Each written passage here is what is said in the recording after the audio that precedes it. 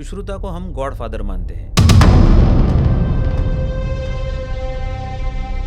इतने सारे टेक्निक्स, इतने सारे इंस्ट्रूमेंट्स, इतने सारे नीडल्स, इतने सारे फ्लैप्स उन्होंने उस समय में अपने वो बुक्स में लिख के रखे हैं, जिसका आज भी हमको संदर्भ मिलता है।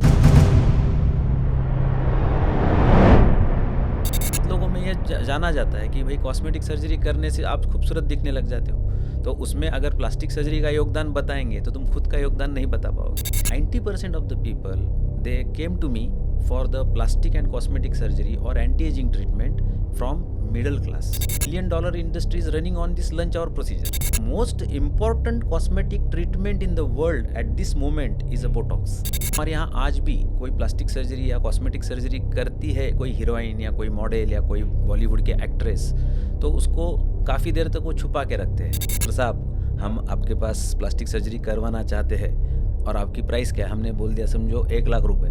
वो बोलता है अगर हम प्लास्टिक दे तो कुछ कम हो जाएगा।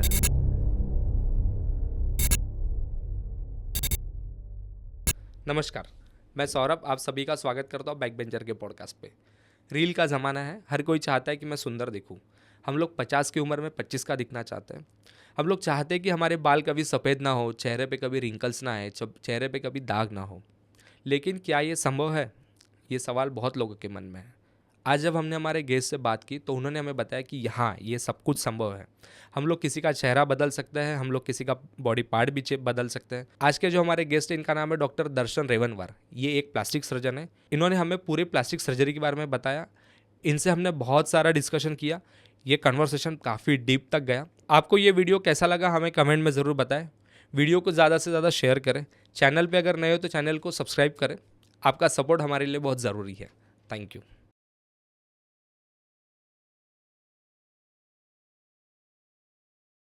नमस्कार सर। नमस्कार। आपका बहुत बहुत स्वागत है बैक बेंचर के पॉडकास्ट में। कैसे हो सर आप? बहुत बढ़िया। आप बहुत एक्सपर्ट हो फेशियल सर्जरी में, जैसे कि हमने अब पढ़ा। लेकिन सर ऐसा है कि सोशल मीडिया की वजह से अभी ये बहुत ज़्यादा दिख रहा है और बॉलीवुड इंडस्ट्री बहुत पहले से मेरे ख्याल से प्लास्टिक सर्जरी करवाती है।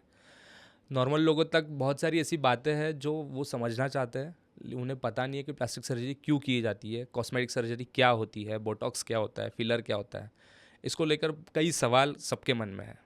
तो आज आपने समय दिया है तो हम आपसे जानना चाहेंगे कि ये सब क्या होता है। सबसे पहला सवाल तो ये है कि प्लास्टिक सर्जरी हम जिसे कहते हैं, बहुत लोगों के मन में ये सवाल है कि क्या इसमें प्लास्टिक यूज़ होता है?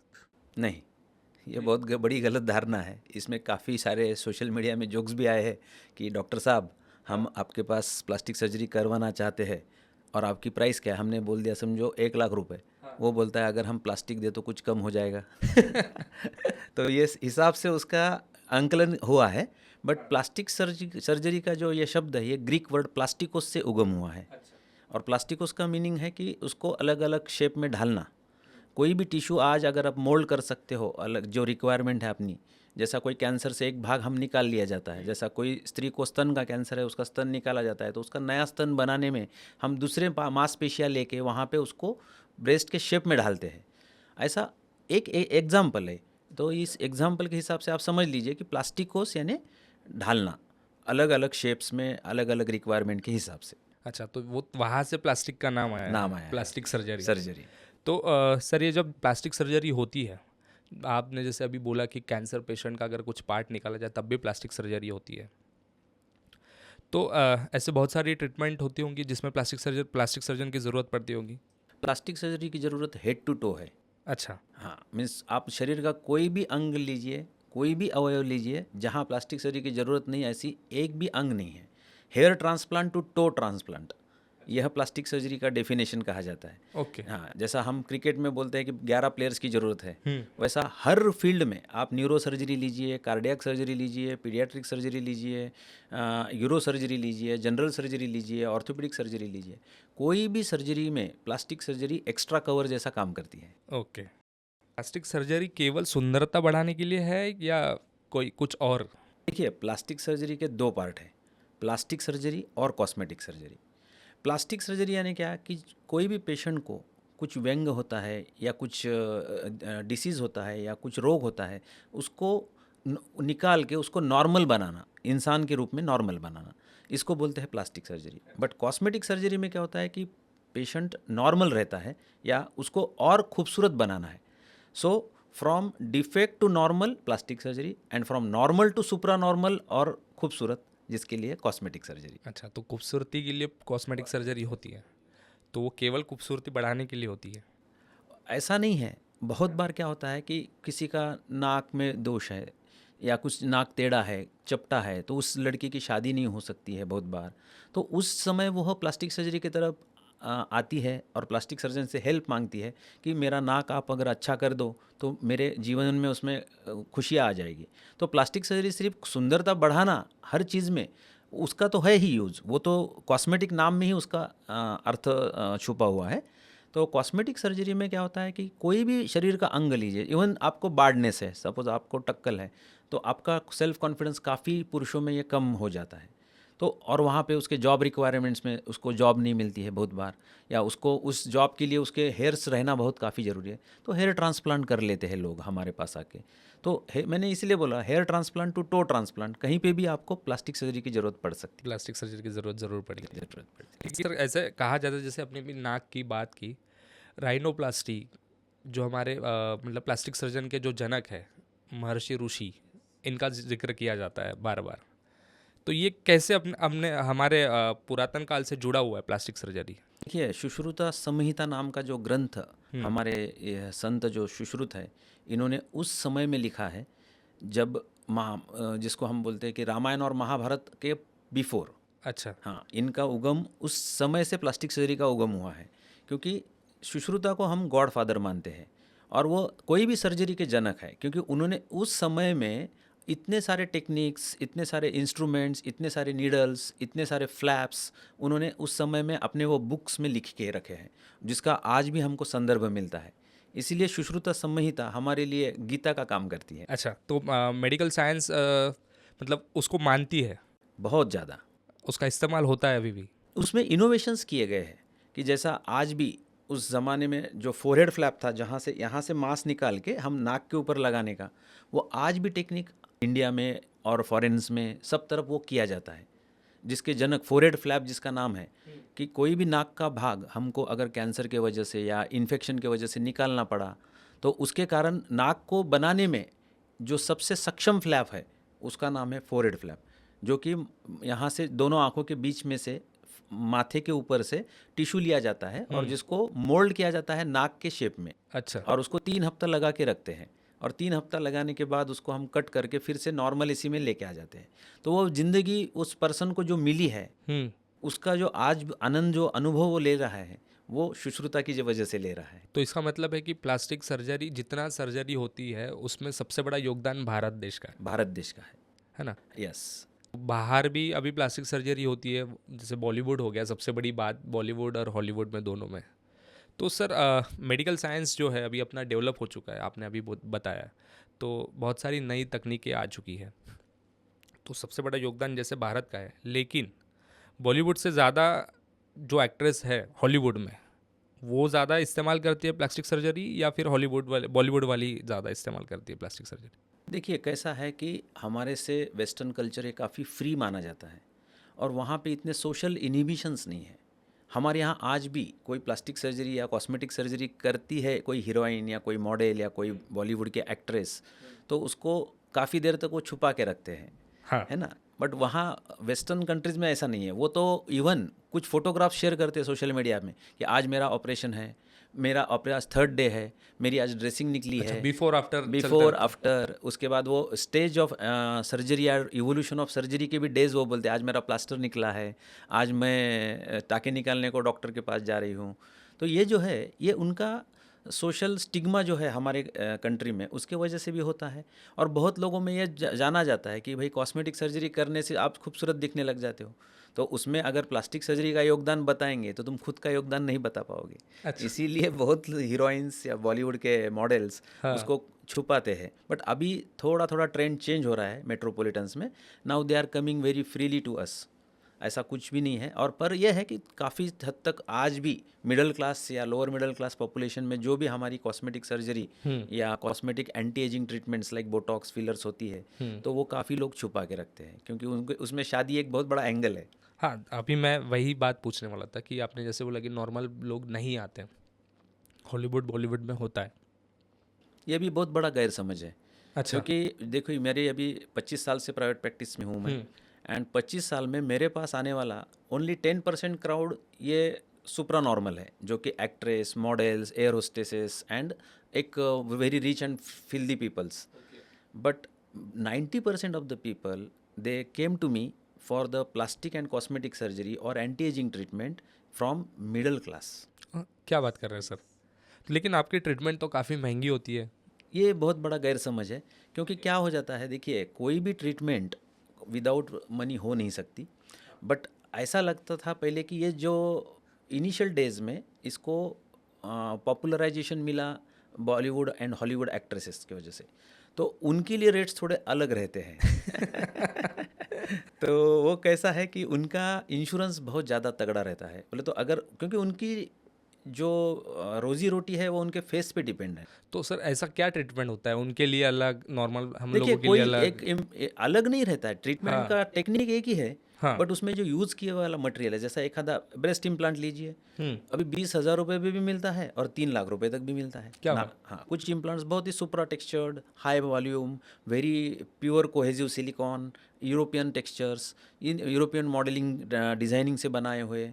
तो कुछ जो है वो प्यूरिटी के हिसाब से भी उसके जो इम्प्लांट्स है वो कॉस्ट बढ़ जाती है, बट उसकी इतनी ज़्यादा ज़रूरत नहीं रहती है. अभी एक आंधी, जैसा मैंने बताया आपको कि कोई लोअर मिडिल क्लास या मिडिल क्लास पॉपुलेशन से एक लड़की है जिसकी सपोज़ दोनों ब्रेस्ट डेवलप नहीं है एंड उसकी शादी नहीं हो रही है, उसको हम 40,000 का भी इम्प्लांट डाल देंगे तो भी उसकी शादी हो सकती है या उसका जीवन बन सकता है.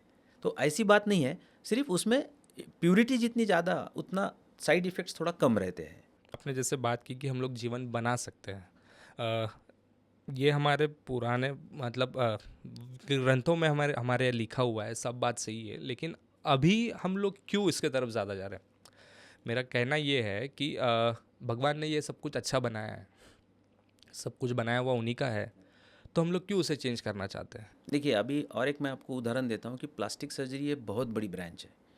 सुपर स्पेशलिटी होने के बाद कोई भी सुपर स्पेशलिटी एक ऑर्गन के या एक सिस्टम के ऊपर कॉन्सेंट्रेट होती है. जैसा आपने न्यूरो सर्जरी लिया तो वो ब्रेन के ऊपर कॉन्सेंट्रेट हुई, कार्डियक सर्जरी लिया तो हार्ट के ऊपर कॉन्सेंट्रेट हो गया, यूरो सर्जरी में किडनी और ब्लैडर के ऊपर कॉन्सेंट्रेट हो गया, पीडियाट्रिक सर्जरी में छोटे बच्चों के एनोमोलीज की तरफ कॉन्सेंट्रेट हो गया.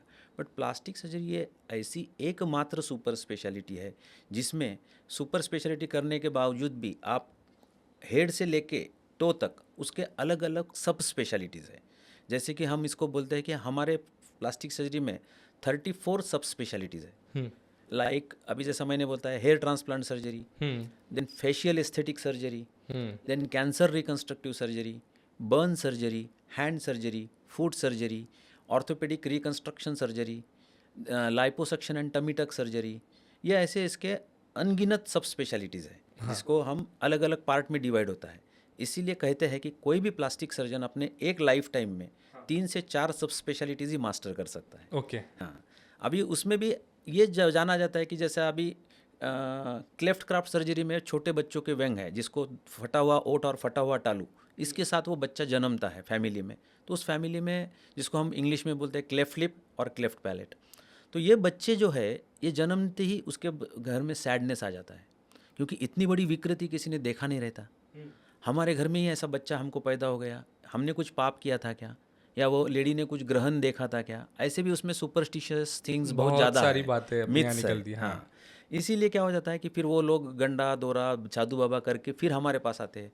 फिर हम बोलते हैं उनको भाई कि ये है, इसको जेनेटिक स्ट्रक्चर में कुछ डिफेक्ट आ गया है, इसके कारण आपको क्लेफ्ट लिप और क्लेफ्ट पैलेट की जैसी व्यंग है, बट इसके लिए आपको घबराने की कोई आवश्यकता नहीं. क्या ये अभी के इसमें ही बढ़ रहा है या पहले से वैसा आता था, बच्चा पहले भी वैसे होते थे? आज भी समाज में 1,000 लाइव बर्थ्स में कम से कम 10 से 12 बच्चे क्लेफ्ट लिप पैलेट के जन्मते हैं. उसके लिए 100 कारण है अलग अलग, बट उसमें एक सिंपल है कि माल न्यूट्रिशन. अभी हम मेलघाट जैसा एरिया विदर्भ का देखेंगे, जहाँ औरतों को ड्यूरिंग प्रेगनेंसी खाने पीने के लिए बराबर नहीं है, विटामिन्स नहीं मिलते हैं, उनका वैक्सीनेशन बराबर नहीं होता है, तो ये बच्चों में ये जन्मजात दोष पाना स्वाभाविक है.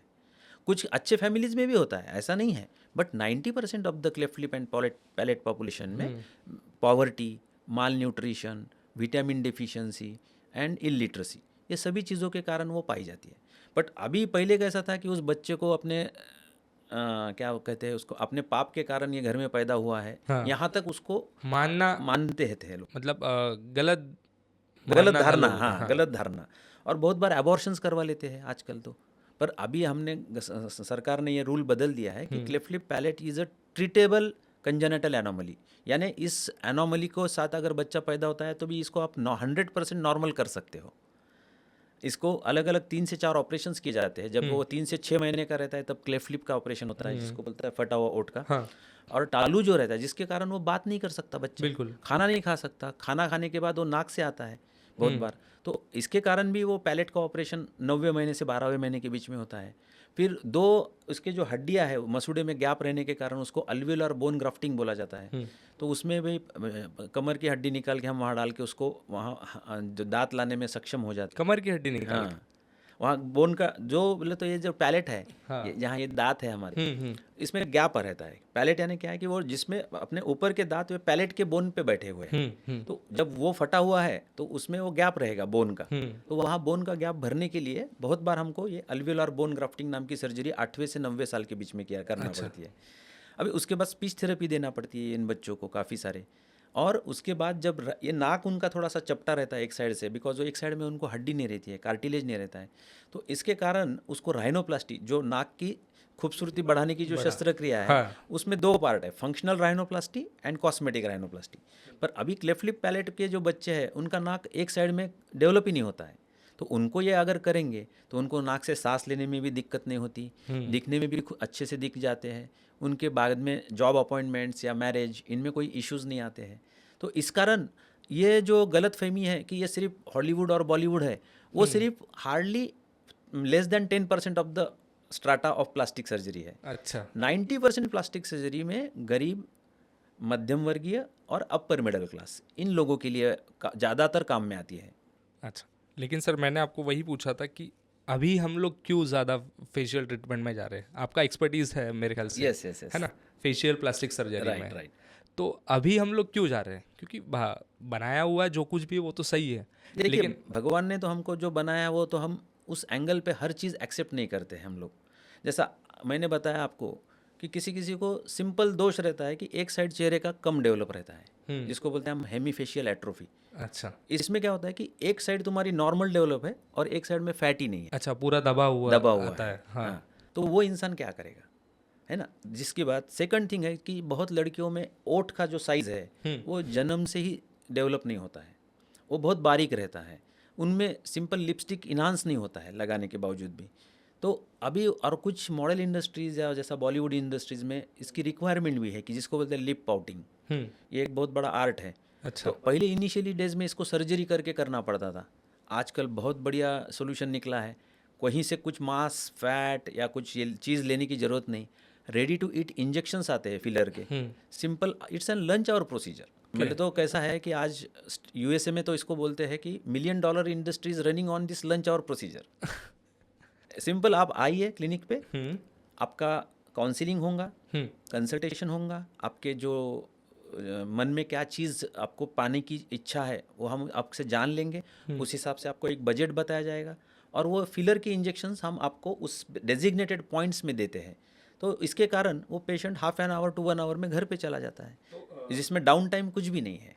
बात कर रहे हैं तो ये जो फीलिंग होता है, मतलब लिप्स का सबसे ज़्यादा अभी आप जो बताया वो असल में है, तो क्या फील किया जाता है उसमें? इसमें कोलेजन जैसे इंजेक्शंस है, वो जो कोलेजन हमारे बॉडी का नॉर्मली पार्ट रहता है कि जो उम्र के 20 साल 30 साल के बाद उसका कम होना चालू हो जाता है। अच्छा। हाँ, कोलेजन ये बनता नहीं है, कोई मेडिसिन से हम उसको बना नहीं सकते, ना कोई ट्रीटमेंट से उसको बढ़ा सकते हैं। तो कोलेजन का कैसा रहता है कि एक फिक्स्ड वॉल्यूम भगवान ने हमको जन्म से दिया है, समझो एक 100% कोटा दिया है, एट द एज ऑफ 30 आपका 30% कोटा लॉस हो गया, इसलिए तो हम एजिंग दिखते हैं ना। जैसा कि आप यंग थे जब छोटे थे तब आप तो बहुत ही धीरे-धीरे इनोसेंट लगते हो। हाँ। जब आप अडल्ट्स में आते हो प्यूबर्टी में, तो आपको ये सेकेंडरी सेक्सुअल कैरेक्टर्स और ये होने के कारण थोड़ा सा चेहरा अलग दिखता है, और आप जब 50 के एज में होते हो तो बूढ़ा लगने लग जाते हो।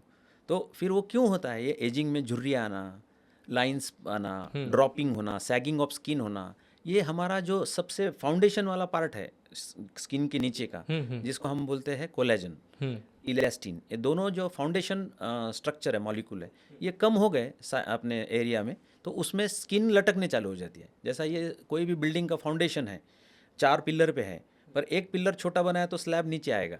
उसी हिसाब से हमारे फेस में जो साइड में कोलेजन कम हो गया, वो साइड डेवलप नहीं होती है, या कम, उसमें झुर्रियाँ ज़्यादा आती है।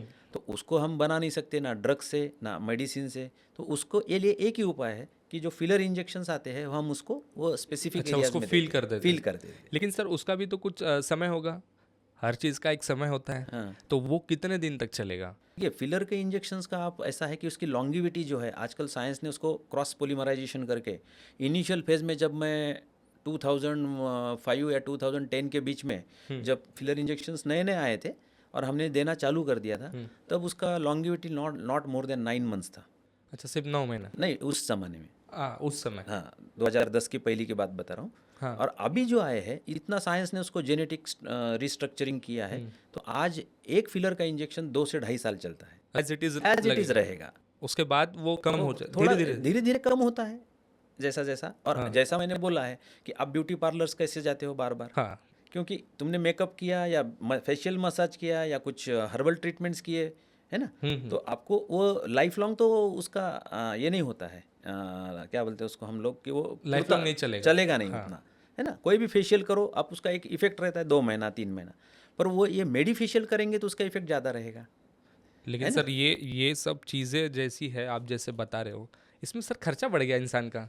अब आप बताइए, अगर कहीं जाना है, कहीं कुछ करना है, तो ब्यूटी पार्लर तक का खर्चा, वैसे ही तो आदमी उससे परेशान था, अब तो और ज़्यादा परेशान होते जा रहा है। आप लोग जैसे जैसा बढ़ाते जा रहे हो, बोटॉक्स है, फिलर है, इस वजह से खर्चा भी बढ़ रहा है, तकलीफ भी बढ़ रही है इंसान के पीछे। और आपने जैसे शादी का बोला, उसमें भी तो बहुत तकलीफ है सर। देखिए कैसा है कि इनिशियल फेज में यही चीज़ों के सॉल्यूशंस के लिए इंसान पार्लर्स में क्यों जाता था, कि उसमें से कुछ सॉल्यूशन निकल आए। उस ज़माने में तो medifacials, botox, fillers, anti ageing, thread lift कुछ भी नहीं था, क्योंकि plastic surgery is a very evolving branch. जैसा मैंने बताया कि इनिशियल डेज में इसका क्या था रूप, जैसा फर्स्ट वर्ल्ड वार में, कि जो पार्ट में या सेकंड वर्ल्ड वार में इसकी रिक्वायरमेंट और बढ़ गई, क्योंकि वार में क्या हो जाता था कि ऑर्गन्स कटने चालू हो जाते थे, तलवार से या भाले से, या जो भी होता था, मिसाइल ब्लास्ट से, होता था, जो हाँ, तो उसमें क्या होता था कि हड्डियाँ भी टूट जाती थी। तो इसकी रिक्वायरमेंट तब इसीलिए बढ़ी कि फर्स्ट वर्ल्ड वार और सेकंड वर्ल्ड वार में, कि इसको रिकन्स्ट्रक्ट किया जाए।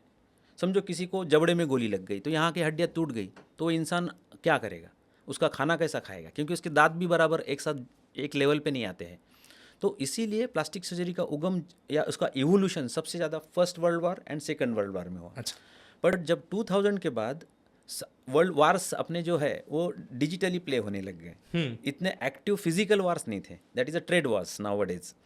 अभी ट्रेड वार्स में क्या हो गया कि देखो कैसा है, सघनता ये हमारी बढ़ती गई है। इंसान पहले आदि मानव था, गुफा में रहता था, धीरे-धीरे हाँ, 2 टाइम खाना और दिन भर कंदमूल देखते रहे, घूमना, ये उसकी रिक्वायरमेंट थी, है ना। तो आज हमारी रिक्वायरमेंट बढ़ गई है, क्योंकि we have evolved as a human being. तो हमारे को लगता है कि मैं अभी, जैसा मुझे लगता है कि कोई भी व्यक्ति को, अभी मुझे मेरा नाक अच्छा लगता है, पर कोई लोग मेरे को बोलते हैं कि सर आपका नाक यहाँ पे बड़ा है कि नहीं। तो ये दूसरे ने बोला या मुझे खुद लगा, इसमें से खुद को क्या लगता है ना। जैसा ये बहुत ही इम्पोर्टेंट चीज़ है। एक गाना था हिंदी पिक्चर का, मुझे लगता है, कुछ तो लोग कहेंगे, लोगों का काम है कहना, है ना। तो यही गाने के अनुवाद लेके मैं ये बताना चाहूँगा आपके माध्यम से कि बहुत बार लोग क्या बोलते हैं उसके बारे में हमको सोचना नहीं है। हमको क्या लगता है कि whether I am in need of this surgery. हम पेशेंट को, इसीलिए हमारे 3 से 4 क्रॉस कंसल्टेशंस होते हैं कोई भी थेरेपी करने से पहले। कि अभी कोई मुझे आता है डायरेक्ट बोलता है कि सर मुझे बोटॉक्स लेना है, तो हम ऐसा डायरेक्ट बोटॉक्स नहीं देते उसको। अच्छा। First we will ask him what is your age, आपको कुछ कोमॉर्बिडिटीज़ है क्या, like diabetes, blood pressure, thyroid, ऐसी बीमारियाँ है क्या, आपका जॉब ऑक्यूपेंसी या जॉब प्रोफेशन क्या है, अच्छा, आपकी रिक्वायरमेंट क्यों है। बहुत बार क्या होता है, एक बॉडी डिस्मॉर्फिक सिंड्रोम नाम का एक बीमारी रहता है, जिसमें पेशेंट को ये लगने लगता है कि मैं बहुत बार प्लास्टिक सर्जरी करूँ। एक हो गया एडिक्शन, ऐसा भी एडिक्शन होता है। ओके। हाँ, Michael Jackson is a very good example out हाँ, ऑफ इट। वो तो मैंने मतलब मेरा पहला एग्जाम्पल वही है, मैंने वही देखा है।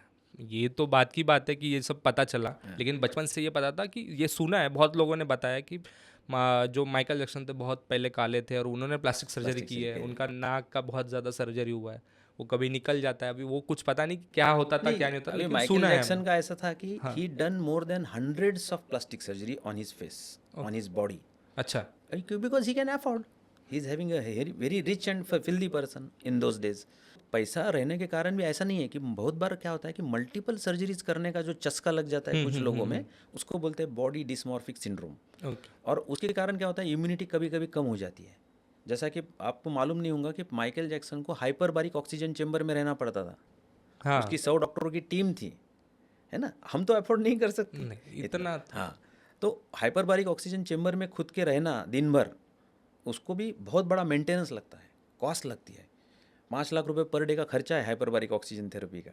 अच्छा। हाँ, तो अभी वो इंसान वो अफोर्ड कर सकता है, इसलिए इसने किया है। बट कुछ लोगों में ये डिसीज़ के रूप में पाया जाता है, तो इसीलिए हम क्या करते हैं कि patient weather he is a normal और साइकेट्रिक पेशेंट, या उसमें कुछ साइकेट्रिक एंगल आया है क्या, वो देखते हैं। अगर हमको लगता है कि कभी कभी घर में कुछ झगड़े होते हैं, कुछ कारणवश पेशेंट का साइकोलॉजिकल इम्बैलेंस हो जाता है, कभी हार्मोनल इम्बैलेंस रहता है, ऐसे केसेस में हम पहले उसको साइकेट्रिस्ट के पास या एंडोक्रिनोलॉजिस्ट के पास भेज के उसकी जांच करवा लेते हैं कि whether he is a normal person और not, whether he is in need of that surgery. अगर कुछ मुझे कोई भी आके बोलता है, अभी कल ही मेरे पास एक फ़ोन आया था कि सर बोले मेरे आंखों से बिल्कुल आंसू नहीं निकलते, आपके पास लेज़र है, आप मुझे लेज़र ट्रीटमेंट कर दो। आंखों से आंसू आने के लिए लेजर ट्रीटमेंट। हाँ, अभी वो इंसान कैसा है, उसने गूगल में कुछ न कहीं कुछ देखा है, हाँ। राइट। हाँ। अभी उसका कहना था कि मेरे पास लेज़र्स है, मैं लेज़र ट्रीटमेंट करता हूँ, इसीलिए उसको लगता था कि भाई डॉक्टर साहब है, लेज़र ट्रीटमेंट करेंगे। तो ऐसी बात नहीं है, कोई भी अगर आएगा और हमको बोलेगा कि उसके पीछे भी हम उसकी साइंटिफिक स्टडी करती है, उसके 2 से 3 बार हम कंसल्टेशन करते हैं, उसकी फेस की मैपिंग करते हैं, उसके फोटोग्राफ्स लिए जाते हैं, उसकी स्टडी होती है, उसके पॉइंट्स डेजिग्नेट किए जाते हैं फेस के ऊपर कि कहाँ पे क्या करना है। इसका बहुत बड़ा साइंस है। लोग मुझे बोलते हैं कि सर आप तो बोटॉक्स हाफ एन आवर में कर देते हो, हाँ। और हम तो ऐसा लगता था कि Botox is a very complicated thing. पहले तो लोग डरते थे। हाँ, जब 2010 के पहले बहुत। मेरे पास नागपुर ऐसा, इट्स अ बिग विलेज, जब मैं बॉम्बे से आया था हाँ। तो मुझे ऐसा लगता था कि आई am not from Nagpur basically, but I am from Mumbai. But अभी क्या हो गया उसमें कि यहाँ आने के बाद जो लोगों का एटीट्यूड होता है कि बोटॉक्स दिया तो मेरा चेहरा पैरालिसिस हो जाएगा। बहुत लोगों का बोलना है कि इसके Even साइड इफेक्ट side होते effects, हैं, हाँ। कैंसर होता है, हाँ। ऐसी बहुत सारी बहुत बातें सारे हैं हैं। इसको लेकर। हाँ, क्योंकि क्या हो जाता है कि देखो गूगल और यूट्यूब में जो आता है हर चीज़ सच्ची नहीं रहती है। आप 100 वीडियोस देखेंगे, उसमें ट्रुथ क्या है ये जब तक आप डॉक्टर के पास जाओगे नहीं, उसका साइंस अभी अगर सत्य रहता है इसमें, तो इसको यूएस एफडीए अप्रूवल कभी नहीं मिलता है। इनफैक्ट इंडिया से ज़्यादा यूएस में it is a $1 trillion industry of the Botox. क्या This is, हाँ, the most important cosmetic treatment in the world at this moment is a Botox. अच्छा। एंड ये हमारे इंडिया में इसका गलत मीनिंग निकाला जाता है बहुत बार, है ना, कि जैसा मैंने बोला कि बच्चे को फटा हुआ ओठ और फटा हुआ टालू है तो वो भगवान का शाप है, या औरत ने सूर्य ग्रहण या चंद्र ग्रहण अपने आंखों से देखा है, या घर में किसी के एंसेस्ट्रल पाप अपने को ये रूप में पाए गए हैं। सबसे ज्यादा माना वही जाता है कि हाँ, पाप किया हुआ है। पाप किया हुआ है। वो अभी हम लोग हाँ, अब भी पाप और पुण्य की डेफिनेशन तो हर एक अपने अपने हिसाब से, वैसा तो फिर कोई भी इंसान 100% पुण्यवान नहीं हो सकता। सबका कोई ना कोई कोई पाप ना है। कोई पाप होता है। पुराना चलते पाप समय 2 आज हम लोग चींटियां पेड़ आपके रहे हैं। पैरों में नीचे रगड़ जाती है, हाँ। तो वो आपके हिसाब से पाप हो गया। दैट इज कॉल्ड डेफिनेशन है, अलग अलग हिसाब से। बट कहने का मतलब ये है कि बोटॉक्स से अगर ऐसी चीज़ होती थी तो आज यूएस में ये इंडस्ट्री कभी भी रन नहीं होती थी। और इसके लिए यूएस एफडीए, वेल तो एफडीए ने क्या, फूड एंड ड्रग एडमिनिस्ट्रेशन का अप्रूवल, दैट टू यूएस का, ये इतना स्ट्रिक्ट रहता है कि उसके कितने 10-10 साल 20-20 साल ये यूएस एफडीए का लाइसेंस नहीं मिलता है, जब तक वो ड्रग का हज़ारों क्लिनिकल ट्रायल्स होते हैं। हज़ारों क्लिनिकल ट्रायल्स होने के बाद उसके इफेक्ट्स एंड साइड इफेक्ट्स मापे जाते हैं, उसकी purity day by day improve होती जा रही है कोई भी ड्रग की, तो उसके साइड इफेक्ट्स कम होते जा रहे हैं। और अगर वैसा आज बोटॉक्स, तो हम लोग मुझे बोलते हैं कि सर बोटॉक्स सिर्फ ब्यूटी के लिए है, ऐसा नहीं है। अभी मेरे पास एक परसों ही नीट का एग्ज़ाम के लिए लास्ट ईयर एक स्टूडेंट आया था, जिसका एग्ज़ाम देते समय उसको हाथ में पसीना इतना छूटता था कि उसकी पेन स्लिप हो जाती थी। हाँ है, मेरे पहचान में भी ऐसे बहुत सारे लोग हैं। अभी वो तुमने देखा होगा कि हम बचपन में जब भी एग्जाम के टाइम पसीना थोड़ा ज़्यादा ही आता है, हाँ, और उसमें भी पेन स्लिप हो जाती है। वो तो वैसे भी पसीना आता है, प्रेशर बहुत रहता है। यही बोल रहा हूँ। हाँ। अभी ये कुछ लड़कियां भी आती है जिनका एक्जिला, जिसको बोलते हैं विपिंग एक्जिला, हाँ। तो इसमें से इतना पानी आने जाता है कि वो ब्लाउज गीला होना, स्मेल आना, वो सोशली कहीं बैठने के लायक भी नहीं पाई जाती है तो बहुत उसके लिए बार। भी बोटॉक्स होता है? हाँ, यही तो बोल रहा हूँ ना मैं कि Botox is a very magic drug. Actually it is a simple protein injected into the muscle directly? और डायरेक्टली, एंड वो बराबर उसका नॉलेज रहना चाहिए कि हमको अगर वो नॉलेज रहेगा तो उसका कोई साइड इफेक्ट्स नहीं होता है।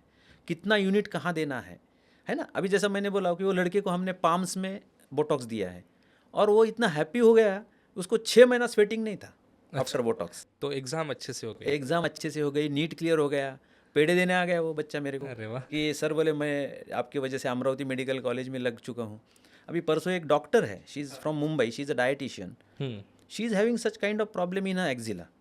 तो वो भी बोलती थी सर मुझे कहीं पार्टी में जाऊँगी तो भी वो सब गीला होना चालू हो जाए, इतना स्वेटिंग, और उस स्मेल की वजह से मुझे socially I am not acceptable. तो उसको मैंने बोटॉक्स एक्जिला में दिया, she is happy for 6 months. एक simple injection makes your life for more than 6 to 9 months। फिर से लेने आओ, हाफ एन आवर लगता है। हम जब सलून में जाते हो तो दाढ़ी कटिंग बनाने के लिए हाफ एन आवर, वो मसाज तो के उतना लिए समय 1 तो घंटा देना, देते ही हो। हाँ। तो ऐसा बोटॉक्स के लिए half an our in a year या इन अ बायलैटर 2 times इन ईयर। अच्छा, 2 साल में 2 बार तो अपने को एक देना साल है। में 2 बार।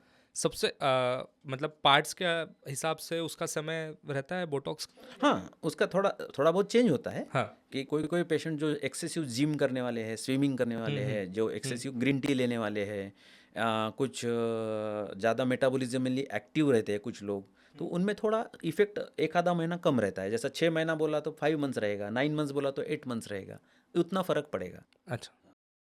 बट अभी ये बोटॉक्स का और एक मैजिक ड्रग है माइग्रेन। बहुत लोगों को हेडेक रहता है हाँ, माइग्रेन तो माइग्रेन। बोटॉक्स से वो बोटॉक्स भी। में, हाँ, बोटॉक्स के बहुत सारे इंडिकेशंस हैं, वही तो बता रहा हूँ मैं आपको। अभी एक मेरे पास टॉलीवुड का एक्टर आया था जिसका स्क्वायर फेसिस था, हैदराबाद से। यहाँ पे बहुत ज़्यादा चेरुबिज्म जैसा ये बहुत ज़्यादा बल्जेस थे, ये मसल हमने क्लिंच किया तो यहाँ देखो ये मसल का बल जाता है दोनों साइड में, और वो बहुत ज़्यादा हाइपोट्रोफिक थे, बोले तो बहुत ज़्यादा साइज ज़्यादा था वो उसका। अभी उसको बताया गया कि आपको ऑपरेशन करना पड़ेगा, तो वो डर गया क्योंकि ऑपरेशन में चेहरे पे स्कार आना, बिल्कुल बोले आएगा, तो वो उसकी तो निकालना ही पड़ेगा हाँ, ना। ही इज़ अ साइड एक्टर, हाँ। तो वो तो पूरा उसकी लाइफ बर्बाद हो जाएंगे। तो किसी ने तो भी मेरा नंबर, एक मेरा ही हैदराबाद के पेशेंट ने उसको बताया, and he came all the way to me in my clinic, sir I wanted to meet you. मैं बोला ठीक है आप आ जाइए दोपहर में। मैंने उसको एक अपॉइंटमेंट टाइम दिया, हम दोनों का डिस्कशन हुआ, उसको हमने 3D CT स्कैन करके उसका देख लिया कि कहीं बोन में कुछ प्रॉब्लम है क्या, दूसरा कुछ प्रॉब्लम है क्या, सब इन्वेस्टिगेट करके समझ में आया कि इसको सिर्फ मसल बहुत ज़्यादा बड़ी है।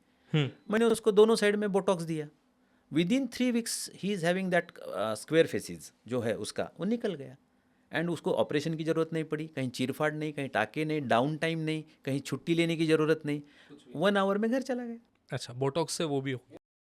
सर जैसे 25 साल हो गए आपको काम करते हुए, कई लोगों का जीवन आपने बदल दिया, लेकिन अब थोड़ा सा बात आती है यंगस्टर्स पे।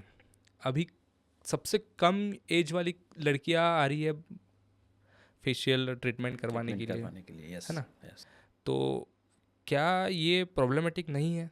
प्रॉब्लमेटिक है, बट इसका जवाब भी आपके सोशल मीडिया में ही मिलेगा, क्योंकि आजकल कैसा है कि छोटा बच्चा जन्मती है उसके हाथ में मोबाइल रहता है तब तक वो खाना भी नहीं खाता है।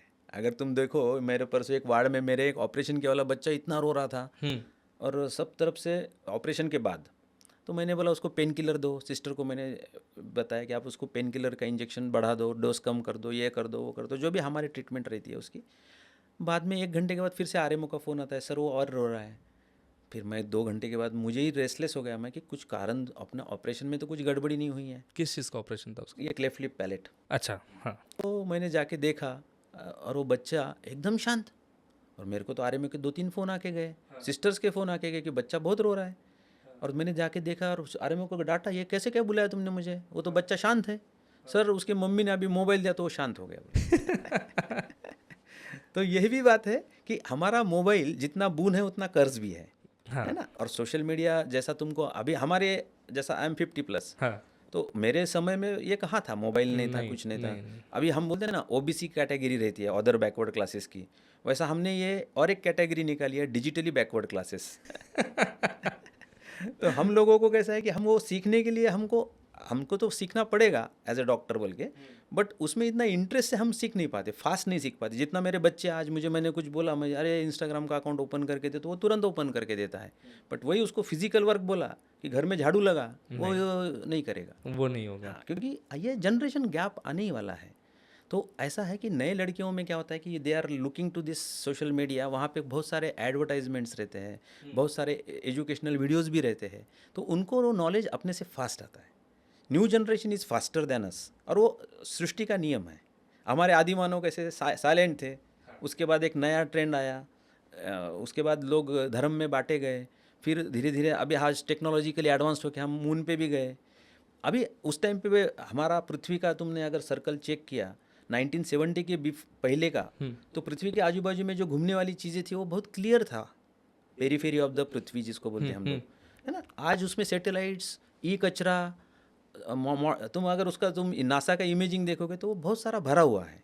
तो ये इसी कारण ऐसा बोलते हैं ना कि ये technologically advancements day by day होते जाएंगे, नया जनरेशन उसको अडॉप्ट फास्ट करता है, और उनमें वो अकल भी है। देखो पुराने लोग आज भी मुझे पूछते हैं कि बोटॉक्स से फेस पैरालाइज होगा क्या, कुछ डॉक्टर्स भी पूछते हैं, because they are from old age class.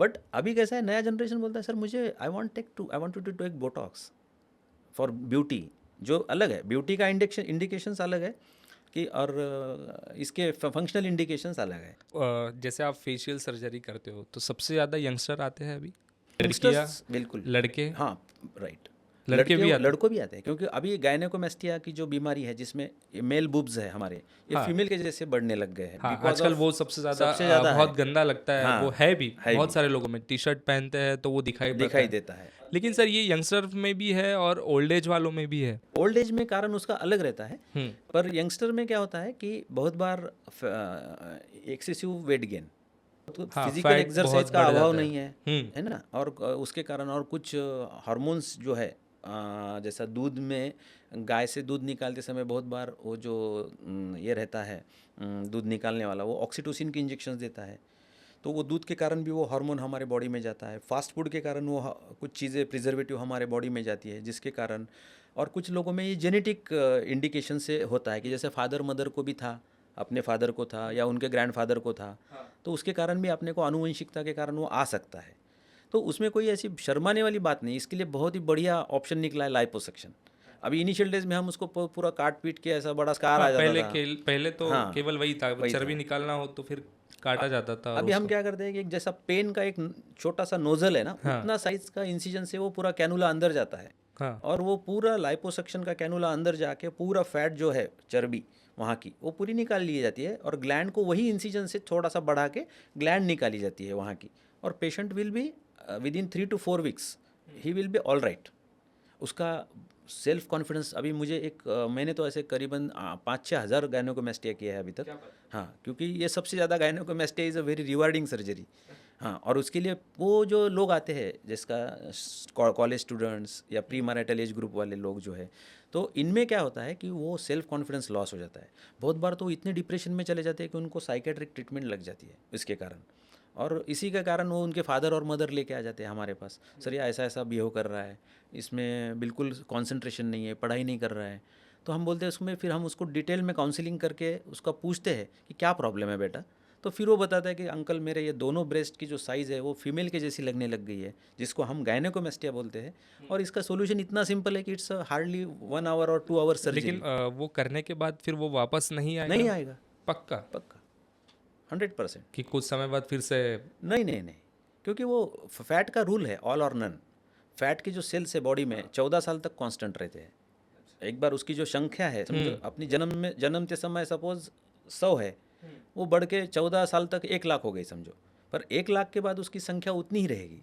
उसमें से तुमने 1 लाख में से 70,000 सेल्स निकाल लिए तो 30,000 रहेंगे बस।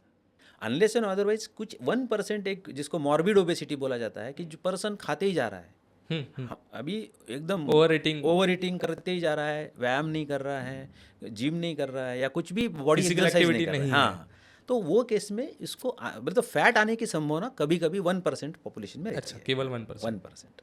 लेकिन सर अभी जैसे आपने बताया कि मेल्स का हो गया, आप फीमेल का इतना फेशियल करवा देते हो, सब कॉस्मेटिक सर्जरी लड़कियां करवाती है, लेकिन उससे पहचाने कैसे सर? क्योंकि लड़कों के लिए बहुत बड़ा प्रॉब्लम है। अगर आप है कि नहीं प्रॉब्लम? बराबर। आपके समय उस समय नहीं था, लेकिन आज है। हर लड़की आज करवा रही है। सोशल मीडिया की वजह से सबको सुंदर दिखना है, सबको जैसे कहा जाता है कि क्या हेमा मालिनी के गाल की तरह सबको वैसे सुंदर बनना है। तो लड़के कहा जाए सर, वो कैसे पहचाना जाए? पहचानना भी ज़रूरी है ना किसका क्या हुआ है, क्योंकि शादी के समय तो लड़कियां कर लेगी, कर लेगी। कुछ समय बाद वो उतर जाएगा, फिर कैसे करेंगे? नहीं, वही बताया ना कि जैसा 2 साल बाद वो फिर से हमारे पास आती है। तो शादी तब मतलब लड़का तो फंस गया सर फिर। नहीं, वो तो देखिए, वो तो कैसा है कि हमारे इसमें marriage is a such kind of institution जिसमें दोनों साइड से थोड़ी बहुत चीटिंग होती है।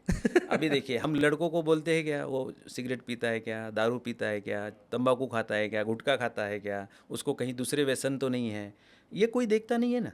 बहुत बार उसका पैकेज देखा जाता है। अगर आपका पैकेज 1 करोड़ रुपए पर एनम है और मेरा पैकेज 1 लाख रुपए है, तो मेरे को 10 बार पूछेंगे लड़का कैसा है, हाँ, पर 1 करोड़ के पैकेज वाले को नहीं पूछेंगे।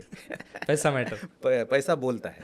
हाँ, तो वैसा ही है कि लड़कियां भी देखिए, कैसा हर लड़की नहीं करती है, जिसमें एक शारीरिक दोष छुपाने के लिए कभी कभी जैसा नाक चपटा है, वो उसमें उसका दोष कुछ भी नहीं है। एक्चुअली क्या रहता है कि सिंपल है, अभी हमने उसको लिक्विड नोज लिफ्ट बोलते हैं या लिक्विड नोज जॉब बोलते हैं। पहले इसके लिए हम ऑपरेशन करके पूरा पेशेंट को 1 महीना घर पे रहना पड़ता था, 15 दिन 1 महीना। सोशल मीडिया पे मैंने देखा है कि उनका सर्जरी हो रहा है तो कट लगा हुआ कट लगा है, रहता और वो है, बहुत सारी कट अंदर चीज़ें। से ही रहते हैं, बट वो दिखते भी नहीं है। बट स्टिल दैट लेडी और दैट गर्ल, उसको अंडर द ब्लेड जाना पड़ता है, 15-20 दिन की छुट्टी लेना पड़ता है, प्लास्टर रहता है 7 दिन, है ना, और उसके बाद उसकी सूजन 2 से 3 महीना रहती है नाक के ऊपर, तो वो दिख जाती थी। अभी कैसा है, liquid nose job is a half an our procedure. और उसको देखिए कैसा है कि कोई भी, अभी कोई लड़कियों को ये माइंड भी नहीं होता है।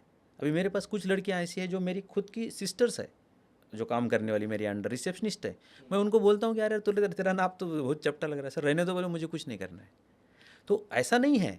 मैंने बोला ना, लोग क्या कहते हैं इसके ऊपर न जाते हुए हमको क्या लगता है ये ज़्यादा और ज़रूरी है। हमारी उसमें प्रोफेशन में रिक्वायरमेंट कितनी है। और इसलिए तो बोल देना कि हमारे पास कोई भी पर्सन आएगा और मुझे बोलेगा कि आप सिर्फ मुझे ये थ्रेड लिफ्ट करवा दो या फिलर करवा दो, तो हम रेगुलर में ऐसा नहीं करते हैं।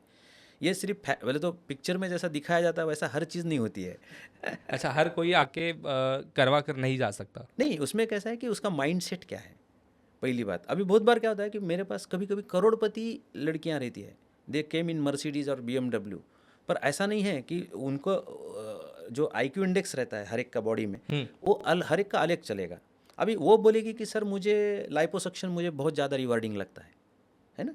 जैसा मेरा एक क्या बोलते हैं कि दूसरे पर्सन को वही चीज़ लाइपोसक्शन में बिल्कुल अट्रैक्ट नहीं होती है। वो बोलती है कि मुझे लाइपोसक्शन नहीं करना है, मुझे नोज जॉब करना है। तीसरी लड़की बोलेंगी मुझे ब्लिफेरोप्लास्टी करना है क्योंकि मेरी आंखें ऐसी ड्रूपिंग लग रही है, यानी सोती हुए जैसा हम उठते हैं ना बहुत बार, तो ऐसे आंखें पलक जो बहुत हेवी लगती है कोई कोई पर्सन्स की, तो उनको लगता है कि मुझे ब्लिफेरोप्लास्टी किया जाए। और कोई लोग जो आते हैं 30-40 के एज में, वो बोलते हैं कि सर मुझे बोटॉक्स करना दो। तो हर एक पर्सन अलग केमिकल फार्मूला से बना हुआ है और हर एक की नीड अलग है। पुरुष भी आते हैं बोटॉक्स कराने के लिए सर? हो, ऐसा वही वही बोला ना कि जेंडर डिफरेंस आजकल ज़्यादा नहीं रहा। पहले हमारे जब हम 1970 में से बात करते थे तो उस टाइम तो कोई आता ही नहीं था, प्लास्टिक सर्जरी बोले तो कोई आता ही नहीं आता ही नहीं था। हाँ, क्योंकि प्लास्टिक सर्जरी या डेजिग्नेट होती थी कि बहुत अमीरों की है। तो ऐसा आजकल को कुछ भी नहीं रहा है। Plastic surgery is not that way very expensive, it is as compare to the other surgeries. अभी आप मुझे बताइए, बाईपास सर्जरी हार्ट की करने जाओ आप, 5 लाख से 10 लाख रुपए का खर्चा है कम से कम। कम से कम। हाँ। कोई भी चीज़ लीजिए, आज medical science is becoming very expensive, क्योंकि क्या है, तुमने गैजेट्स लिए है। आज प्लास्टिक सर्जरी में आर्टिफिशियल इंटेलिजेंस का इंट्रोडक्शन हुआ है, 3D इमेजिंग का इंट्रोडक्शन हुआ है, रोबोटिक सर्जरी का इंट्रोडक्शन हुआ है। तो ये गैजेट्स बहुत एक्सपेंसिव रहते हैं। ऐसा नहीं है आज मुझे रोबोट लेना है तो कम से कम 5 से 10 करोड़ रुपए मुझे उसमें इन्वेस्ट करना पड़ेगा। तो hospital will take the robot but at the cost of in the form of EMI। तो उसको भी बैंक के EMI है। अब आज मेरे पास 8 लेज़र मशीन्स हैं, each laser machine is costing 40 lakh rupees. तो 3.2 CR का मेरा एक इन्वेस्टमेंट हुआ है। इन्वेस्टमेंट मशीन ही मशीन केवल का, इतनी हाँ, महंगी है, राइट। तो इसीलिए ट्रीटमेंट महंगी होती जा रही कुछ नहीं, महंगी नहीं, तो मशीन कॉस्टली है, बट अगर मेरे पास कोई लेज़र करने आएगा तो उसको 8,000 रुपीज़ का कॉस्ट लगता है, कभी 5,000 का लगता है। उसके शॉट्स, एरिया एंड रिक्वायरमेंट, इसके ऊपर उसका मैपिंग होता है। जैसा मेरी बुलेट 1 लीटर में 72 किलोमीटर चलेगी, हाँ। और वही मैंने मर्सिडीज लूँगा तो 1 लीटर में 10 किलोमीटर चलेगी। तो हर एक का मैपिंग अलग है, उसकी रिक्वायरमेंट अलग है।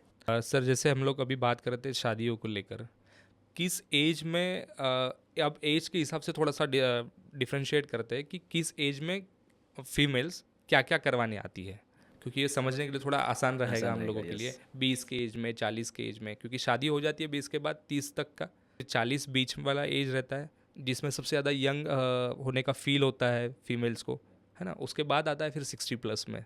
तो क्या क्या होता है इसके बीच में सबसे ज़्यादा? देखिए 20 to 30 is a pre marital age group, यानी मैरिज के पहले का एज है। तो उसमें क्या मैक्सिमम लड़कियां जो है राइनोप्लास्टी, बोटॉक्स फिलर्स एंड मेडिफेशियल्स, जिसमें ग्लो बढ़ाना, detox injections like glutathione injections, है ना, कभी उसको ये सब उसको एंटी एजिंग ट्रीटमेंट्स बोला जाता है हमारे इसमें। तो they are all non invasive sort of, उसमें डाउन टाइम बहुत कम रहता है and just lunch hour procedure है, कहीं एडमिट होने की ज़रूरत नहीं है, किसी को समझ में भी नहीं आता है because there is no cut no stitches. तो ये सीक्रेसी भी मेंटेन हो जाती है शादी के लिए बहुत 20 बार के 30 के इसमें। एज में ही लड़के सबसे ज़्यादा फंस सकते हैं, और हाँ, फंसते भी हाँ, है ना, right, फंस जाते हैं वो हाँ। लोग। हाँ, और उसके बाद 30 के बाद जैसा अभी फर्स्ट प्रेगनेंसी हो गई, सेकंड प्रेगनेंसी हो गई, तो उसको बाद 40 का एज जो आता है ना, उसमें हम मम्मी मेक ओवर नाम का सर्जरी निकाला है। मम्मी मेक ओवर ने क्या है कि उसमें सबसे ज़्यादा जो है कि जो हार्मोन्स एंड डिलीवरी के कारण, जैसा अभी बहुत पेट फूल जाता है ड्यूरिंग प्रेगनेंसी, तो उसमें स्ट्रेच मार्क्स आ जाते हैं बिलो अम्बिलिकस। तो स्ट्रेच मार्क्स निकालने के लिए CO2 लेज़र हम यूज़ करते हैं बाद में। अभी ये बहुत बार पेट लटकने लग जाता है, क्योंकि क्या हो जाता है कि उसके मसल्स बहुत फ्लैबी हो जाते हैं, तो उसको मसल्स को टोन बढ़ता नहीं है बहुत बार, या फैटी डिपोजिशन बहुत ज़्यादा है, इसमें लाइपोसक्शन एंड टमी टक यहाँ का रोल प्ले करता है। फिर कभी कभी ब्रेस्ट लटकने लग जाते हैं, क्योंकि उसमें वो लैक्टेशन, ब्रेस्ट फीडिंग, इसके कारण भी वो ब्रेस्ट में टोन नहीं रहता है। तो उसके लिए मैस्टोपेक्सी नाम का सर्जरी निकाला है जिसको, और कभी कभी इतने हाइपरट्रॉफिक ब्रेस्ट हो जाते हैं कि उनको ब्रेस्ट रिडक्शन भी करना पड़ता है, हाँ, कि उसकी बहुत साइज़ कम करना, क्योंकि वो ब्रेस्ट अभी देखिए कुछ लोगों में ये कहा जाता है कि ब्रेस्ट रिडक्शन सर्जरी एक कॉस्मेटिक सर्जरी है। तो बहुत बार क्या हो जाता है कि वो लेडी को इतना प्रॉब्लम होता है कि वो ब्रेस्ट के वो इतना हेवी ब्रेस्ट रहने के कारण उसको नीचे की स्किन में फंगल इन्फेक्शंस होना, सेकंड थिंग बार बार उसका हेवी वेट की वजह से स्पाइन के ऊपर लोड आना, उस स्पाइन पीठ में दर्द होना, छाती में दर्द होना, ये उसके बेचारी के वो प्रॉब्लम कोई समझ नहीं पाता, और लोग बोलते हैं ये कॉस्मेटिक सर्जरी करने 40 में गई है। ऐसी गलत बात है। इसलिए मैं बोल रहा हूँ ना कि there are so many myths regarding plastic surgery. तो ये breast reduction surgery, mastopexy, liposuction, tummy tuck and stretch marks, this is called as mummy make over. And then 50 का एज आता है जब झुर्रियाँ हमारे चेहरे पे ओवरराइड होने लग जाती है, हाँ। तब अपना स्किन सैगिंग होने लग जाता है, तब आता है यूज़ बोटॉक्स एंड फिलर्स का। अच्छा, बोटॉक्स और फिलर उसके बाद में आता बाद है, में और आता स्टार्टिंग में भी बोटॉक्स और फिलर। बोटॉक्स फिलर का कैसा है कि इंडिकेशन वाइज है कि कोई कोई पर्सन्स में प्री मैच्योर एजिंग होता है ना, कि जैसा किसी ने अभी कोई नए लड़के है ना बहुत ज़्यादा जिम या ओवर डाइटिंग करते हैं, वो बहुत ओवर कॉन्शियस रहते हैं कैलोरिक रिक्वायरमेंट के लिए, तो इमीडिएट बहुत ज़्यादा, समझो वो 110 किलो का होगा और उसने बहुत माइंड में लिया और 30-40 किलो वजन कम किया, तो उसके चेहरे की स्किन ऐसी लटकने लग जाती है, तो जिसको बोलते हैं प्री मैच्योर एजिंग। तो ऐसे केसेस में भी हमको उसका ये फिलर्स का रिक्वायरमेंट या बोटॉक्स का रिक्वायरमेंट लेना पड़ता है। सर, जिससे फिलर्स की बात हुई, ब्रेस्ट इम्प्लांट सबसे ज़्यादा होता है। मैंने सोशल मीडिया पे देखा था कि एक लेडी ने कई समय पहले ब्रेस्ट इम्प्लांट किया था। वो कुछ प्लास्टिक पार्ट अंदर डाला जाता है ना। तो कुछ समय बाद जब उसने निकाला तो वो पूरा ख़राब हो चुका था, ब्लैक हो चुका था। तो उसका भी कुछ एज होता है या वैसे कुछ होता है, वो ख़राब होता है, उसका भी कोई एक्सपायरी होता है, जो मटेरियल हम लोग सिलिकॉन या कुछ तो भी। नहीं, वो गलत बात है, क्योंकि देखिए अगर उसकी एक्सपायरी रहती थी तो कोई भी पर्सन को वो ऑपरेशन करने से पहले हमको डिक्लेयर करना पड़ता था। सिलिकॉन इम्प्लांट एक बार डाला वो लाइफ लॉन्ग रहता है। अच्छा। हाँ, आपके मरते दम तक वो साथ देगा, बाकी लोग छोड़ देंगे, हाँ, लेकिन वो साथ वो देगा साथ रहेगा आखिरी समय तक। आखिरी समय तक साथ रहेगा, उसकी कोई एक्सपायरी नहीं रहती है। हाँ, unless and otherwise there are some complications like infection हो गया किसी को, या किसी को किसी ने समझो उसको चाकू का अटेम्प्ट हो गया मारने का उसके ऊपर, समझो किसी ने होमिसाइड करने का उसको, तो उस टाइम उसका रप्चर हो जाता है ना, तब उसको निकालने की ज़रूरत पड़ सकती है कभी कभी। और वो ये भी एक मिथ था पहले कि एक ज़माने में कि सिलिकॉन इम्प्लांट अगर हम ब्रेस्ट में डालेंगे तो कैंसर का संभावना बहुत बढ़ जाती है। ब्रेस्ट कैंसर, ब्रेस्ट कैंसर वो ऐसा कोई भी नहीं है। तुमने देखा मैक्सिमम ब्रेस्ट कैंसर पेशेंट्स वही तो विदाउट सिलिकॉन इम्प्लांट वाले ही है, ऐसा नहीं है। हाँ, लेकिन उसके बाद ही तो सिलिकॉन मेरे ख्याल से इम्प्लांट करते हैं ब्रेस्ट कैंसर होने के बाद, कब बहुत बार उनका पार्ट निकाला जाता है। तो उसमें भी रिकंस्ट्रक्शन में दो पार्ट आते हैं। ऑटोलॉगस टिश्यू यानी क्या कि खुद के बॉडी के ही मसल्स, जैसे पीठ के कुछ मसल्स है जिसको हम लैटिसमस डॉर्साई मसल बोलते हैं, वो पीठ से निकाल के हम उसको रोटेट करते हैं सामने बहुत बार, है ना। या कुछ जगह पे मसल्स के नीचे भी हम इम्प्लांट डालते हैं और कंटूर देने के लिए, किसी को अगर वॉल्यूम रिक्वायरमेंट ज़्यादा है तो ब्रेस्ट ऑगमेंटेशन या ब्रेस्ट इन्हांसमेंट जिसको बोला जाता है, ये भी एक one of the top most cosmetic surgery now days running in metropolitan cities, not in villages and not in rural India. But आज भी, अभी मेरे पास एक लड़की का सोलापुर से आई थी, मुझे आज भी याद है वो केस, 6 साल पहले पुरानी, जिसको बोलता है पोलैंड सिंड्रोम। अब ये पोलैंड सिंड्रोम में होता क्या है कि एक साइड का ब्रेस्ट नॉर्मल है, दूसरे साइड में ब्रेस्ट डेवलप ही नहीं हुआ है। मतलब एक ही ब्रेस्ट डेवलप हुआ है उसको, दूसरे साइड में ब्रेस्ट उसका सिर्फ निप्पल एरियोला रहता है, ब्रेस्ट का वॉल्यूम ही नहीं है, सिर्फ फ्लैट चेस्ट मेल के जैसा। अभी वो केस में हम करें क्या? अभी उसका तो उसमें कोई दोष है क्या? नहीं, वो तो जन्म से बेचारी को वैसा मिला है। हाँ, तो ऐसे केस में plastic surgery is a boon for that lady. तो मैंने उसका, फिर हमने उसका 3D चेस्ट किया, CT स्कैन चेस्ट किया, उसमें देखा कि एक साइड की मसल भी उसमें एब्सेंट थी, अच्छा, जिसको पेक्टोरलिस मेजर, जो हमारी ये मसल है ना जो चेस्ट की, जिसको हम ऐसा टाइट करते हैं, तो वो मसल भी उसकी एब्सेंट थी। इसके कारण वो साइड उसकी डेवलप ही नहीं थी। अभी वो कहीं पे भी जाती थी तो एक पैडेड ब्रा लगा के जाती थी, पर वो कितना दिन छुपाएंगे, क्योंकि एक्चुअली कहते हैं 20-22 साल के बाद जब शादी का वक्त आया तब उसके पेरेंट्स मेरे पास उसको लेके आए। फिर पोलैंड सिंड्रोम में हम क्या किया उसको कि हम टिश्यू एक्सपांडर डालते हैं। टिश्यू एक्सपांडर यानी क्या, एक गुब्बारा रहता है जो अंदर डाल के उसका जो पोर्ट रहता है एक साइड में निकालते, और वहाँ से एवरी वीक हम उसमें सलाइन डालते, तो वो गुब्बारा धीरे धीरे धीरे धीरे धीरे ऐसा ऐसा फूलने लग जाता है। तो over the period of 3 months वो गुब्बारा को हम 300 ml 600 ml पानी डाल के उसको भरते हैं, तो वो फूलने लग जाता है। तो उसके कारण वो स्किन भी जो है वो अच्छे से काफ़ी फूल जाती है। तुम डायरेक्ट सिलिकॉन इम्प्लांट ऐसे केसेस में नहीं डाल सकते, क्योंकि वहाँ पे आप स्पेस ही नहीं बना सकते। तो इसलिए पहले स्पेस बनाया, फिर उसके बाद हमने उसको सिलिकॉन इम्प्लांट डाला, फिर उसके बाद उसकी ज़िंदगी नॉर्मल हो गई। अच्छा, अभी बहुत बार और एक एग्जांपल दूंगा आपको कि बर्न्स, ये बहुत ही मीन्स, मैं इस विषय पे हाँ, एक्चुअली मैं बहुत बार उसी पे आने वाला था अभी हाँ, कि जले हुए जितने पेशेंट्स होते हैं सबसे ज़्यादा तकलीफ उन्हीं को होती है स्किन की, है। और सर्जरी की ज़रूरत भी सबसे ज़्यादा उन्हीं को उन्हीं होती की है। होती है। एसिड अटैक सबसे ज़्यादा सबसे होता है, ज़्यादा उसमें भी बहुत ज़्यादा ज़रूरत होती है। ऐसे पेशेंट के लिए कैसे कैसे ट्रीटमेंट है फिर? बर्न्स वही बता रहा हूँ कि एक बहुत ही बड़ी बीमारी है, जन्म से लेके मरते 100 ईयर्स तक आपको कभी भी ये बीमारी से आप उसको ग्रस्त हो सकते हो। अभी देखो बच्चे के ऊपर गर्म पानी चाय पर गिरना, ये हमारे पास रूटीन ले आते हैं केसेस। बहुत ये नॉर्मल हाँ, चीज़ है, नॉर्मल हमारे चीज़ घर है, में होती ही रहती होती ही है। रहती है कि चाय गिर गई, गर्म दूध गिर गया, गर्म पानी गिर गया, गर्म सब्जी गिर गई। एक तो मेरे पास बच्चा आया था, वो जो बटाटे वड़ा बनाने का तेल था उसी में गिर गया। शादी के टाइम शादी थी कहीं पे, और वो माँ बाप उसको लेके गए थे, तो वो ऊपर से खेलते उसके हुए। तेल खोलते हुए तेल में गिरा था, उसको भी हमने बचाया। तो ये चीज़ें जो है, बर्न्स जन्म से लेके मरते दम तक कभी भी किसी को हो सकती है। इसका परसेंटेज लेस देन 10% होने के कारण बहुत अच्छा प्रोग्नोसिस है। बट कभी कभी क्या होता है कि मोर देन 40% अगर बर्न है तो वो लाइफ इंडेंजर्ड हो जाता है, उसको बचाना थोड़ा सा मुश्किल हो जाता है। बर्न्स में काफ़ी दिन हॉस्पिटलाइजेशन रहना पड़ता है, इसीलिए उसको पेशेंट को ट्रीटमेंट में कॉस्ट भी ज़्यादा लगती है। बर्न्स में ऐसा बोला जाता है कि it is a severe form of criminal punishment, शत्रु को भी नहीं दिया जाए, इतना बेकार बीमारी है, क्योंकि इसमें तकलीफ बहुत है। और उसमें एक फैमिली तो पूरी डिस्ट्रॉय हो जाती है उसके पीछे, एक बर्न पेशेंट के पीछे। मैंने ऐसे, क्योंकि I am the maximum number of burn किया है मैंने सेंट्रल इंडिया में, मोर देन 10,000 बर्न्स। तो आज जो अनुभव मैंने पाया है कि बर्न्स में काफ़ी सारे मॉडलिटीज़ ऑफ मैनेजमेंट्स। अभी मैं जब इनिशियल डेज में था तो सिर्फ यहाँ से त्वचा निकाला, उधर लगाया, उसको बर्न्स का प्लास्टिक सर्जरी बोला जाता था। अभी बहुत सारे इनोवेशंस हो गए हैं।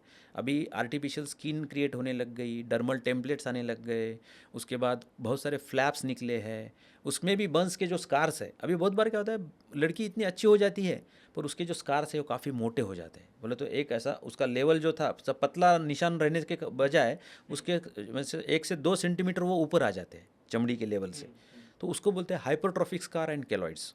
अभी वो अगर आपको दिखेंगे तो आप डर जाओगे, जस्ट लाइक अ जी हॉरर शो जैसा।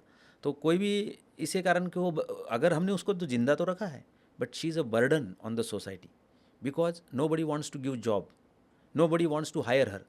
कोई भी उसको अपने रिसेप्शन में भी नहीं रखना चाहेगा, रिसेप्शन में तो बिल्कुल नहीं हाँ, रखना चाहते रखना लोग। चाहेगा, बिकॉज फ्रंट डेस्क में तुम्हारा चेहरा ही उसमें बहुत बड़े मायने रखती है। तो फिर ऐसे केसेस के लिए CO2 लेज़र इज़ अ बून, जो मैं आज 25 साल से CO2 लेज़र कर रहा हूँ। तो बहुत सारे स्कार्स को हम उसको फेंड बना सकते हैं, उस एटलीस्ट उसको जीने के लायक, थोड़ा बहुत उसको मेकअप किया तो कैमोफ्लेज हो सकता है, तो वो बर्डन नहीं रहती, फिर वो खुद कमाने लायक बन जाती है। तो अभी ये लेज़र का ट्रीटमेंट हमने क्या सोचा था कि laser is only for cosmetic, ऐसा नहीं है। अभी बर्न्स के लिए तो वो जीवनदायी वरदान है। मतलब प्लास्टिक सर्जन एक वरदान ही है, जिसकी स्किन जली हो, एसिड अटैक हुआ हो। अटैक हो, तो क्या हम लोग प्लास्टिक सर्जन के पास जाके, अगर किसी का मतलब एसिड का ये हुआ हो, एक्सीडेंट है किसी का या कुछ भी है, तो हम लोग उसका पूरा लाइफ चेंज कर सकते हैं प्लास्टिक सर्जन के पास जाके? बहुत बार उसको सुंदर भी बना सकते हैं, सुंदर भी बना सकते हैं। मतलब जैसा पहचान कि में नहीं आएगा कि नहीं नहीं नहीं ये अभी यहाँ जला हुआ था और अभी। बहुत बार कैसा है कि उसमें इनिशियल डे से अगर ट्रीटमेंट हमारे हाथ से हो, बहुत बार लोग क्या करते हैं कि बर्न होने के बाद नज़दीक का अस्पताल ले लेते हैं, जहाँ पे plastic surgeon is not available round the clock. उसको कभी कभी बुलाया जाता है 1 घंटे के लिए, और बाद में फिर वो ट्रीटमेंट ब्रॉड स्पेशलिटी से ही किया जाता है, जैसे MD मेडिसिन हो या MS जनरल सर्जरी हो, और कभी कभी वो गांव में प्लास्टिक सर्जन अवेलेबल भी नहीं रहता है। बट ऐसा कोई पैनिक होने की ज़रूरत नहीं, आप कहीं पे भी फर्स्ट एड ले लीजिए। आप 1 दिन बाद या 2 दिन बाद नियरेस्ट सेंटर ऐसा चूज़ कीजिए कि जहाँ प्लास्टिक सर्जरी की फैसिलिटी 24/7 रहे, और वो प्लास्टिक सर्जन के साथ अगर आपका ट्रीटमेंट, जैसा कोलेजन नाम की जो आर्टिफिशियल स्किन है, हम अभी बच्चों में लगाते हैं, तो उसमें इतने सुंदर रिजल्ट्स है कि कुछ फोटोग्राफ्स अगर मैं आपको दिखाऊंगा तो आप उसको पहचान ही नहीं पाओगे कि वो लड़का मेरा बर्न पेशेंट है। आज ही कल परसों की बात है, नॉर्वे से एक लड़का आया था। नॉर्वे से मेरा पेशेंट है वो। जब वो 3-5 साल का था, खामला में ही रहता था मेरे सामने, क्लिनिक के सामने, और वो साइंस का बहुत बड़ा दर्दी पेशेंट था। वो लड़का बहुत ही, घर में भी साइंस के एक्सपेरिमेंट्स करता था। हाँ, तो उसने एक एक्सपेरिमेंट करते समय वो एसिड खोलते हुए उसके मुंह पे फ्लैश हुआ था, और उसके मम्मी पापा तब उसको मेरे पास लेके आए थे। तब हमने उसको पूरा प्रॉपरली ट्रीटमेंट किया, उसका पूरी आंखें बचाई, और उसका चेहरे का जो है इतना बढ़िया लुक है कि वो बोलता है सर आज मुझे कोई पहचानता ही नहीं कि मैं बर्न पेशेंट हूँ। अच्छा। तो कभी कभी क्या है कि right treatment by right plastic surgeon और right on right time. And how to choose the person, right plastic surgeon जिसको बोला जाता है, वो भी अभी कैसा मैंने बताया कि कोई भी प्लास्टिक सर्जन एक लाइफ टाइम में 3 से 4 सब स्पेशलिटीज़ में माहिर हो सकता है। अभी मुझे आपने बोला कि नहीं भाई आप मुझे माइक्रोवैस्कुलर सर्जरी करो, आई am not trend in that, मैं उसमें इंटरेस्टेड भी नहीं हूँ, and I am not trend in it. जो भले ही वो प्लास्टिक सर्जरी की ब्रांच रहे, जिसमें हम बोलते हैं ना कि टूटा हुआ उंगली है उसको वापस जोड़ दिया जाता है ना, कुछ फ्लैप्स है जो हमने इधर से निकाले और पूरा इधर पैर पे लाके लगा दिया, तो वो रक्तवाहिनी जो जोड़ते हैं उसको बोलते हैं माइक्रोवैस्कुलर सर्जरी। तो वो जो करने वाले हैं वो अलग टाइप के प्लास्टिक सर्जन्स है। जो बर्न्स कॉस्मेटोलॉजी में है वो अलग टाइप के हैं, जो क्लेफ्ट क्राफ्ट करते हैं वो अलग टाइप के प्लास्टिक सर्जन है। तो how to choose the right plastic surgeon is a very different entity all the time. वो अपने नॉर्मल लेमैन को उतना समझ में भी नहीं रहता, पर एक बेसिक तो इतना समझ में आना चाहिए कि कोई भी चीज़ जलने के बाद, मैं आपके माध्यम से ये एग्जांपल, क्योंकि आज भी मैं ये बहुत ही एगोनी से कह रहा हूँ कि इतने सारे बर्न्स पेशेंट मेरे पास आते हैं डेली, मैं हर टाइम उनकी हिस्ट्री लेता हूँ कि जलने के बाद आपने ठंडा पानी डाला क्या। हाँ, ये मेरा क्वेश्चन रहता है। लेकिन बोला तो वही जाता है ना कि सर ठंडा पानी डालना चाहिए। हाँ, पर नहीं डालते हैं लोग। क्या बोलते हैं हमारे सोसाइटी में, और एक बड़ा मिथ है कि ठंडा पानी डालेंगे तो वो फफोले आ जाएंगे। गलत बात है। आज आपका घर जल रहा है तो आप फायर ब्रिगेड को क्यों बुलाते हैं?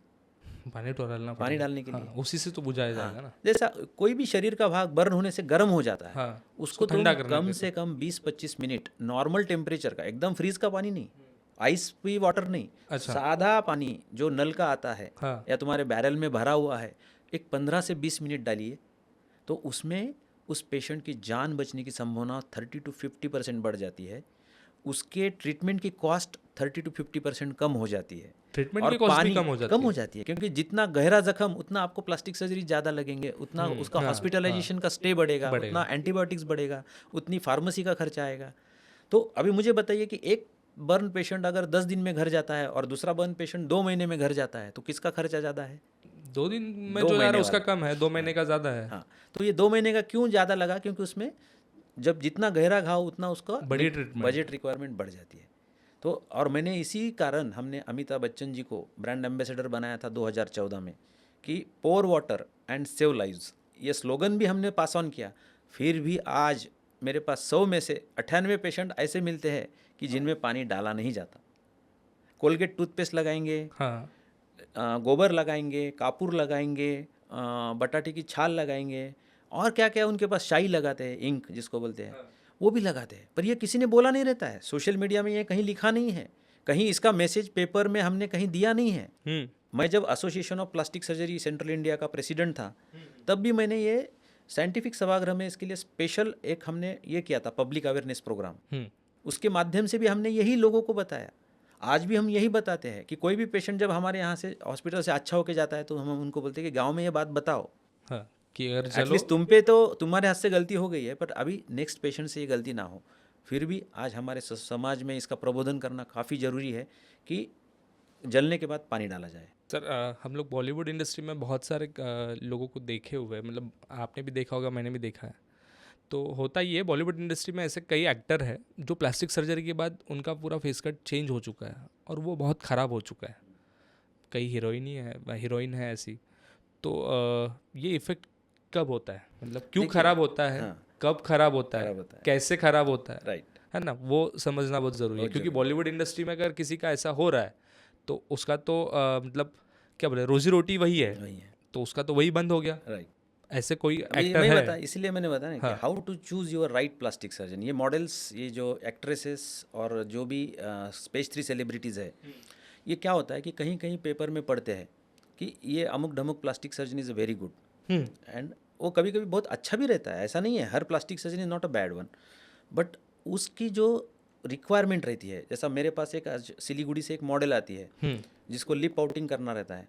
मैं उसको बोलता हूँ कि मैडम आपको इतना लिप फिलर की रिक्वायरमेंट नहीं है, आप एक इंजेक्शन इज सफिशिएंट आपके लिए।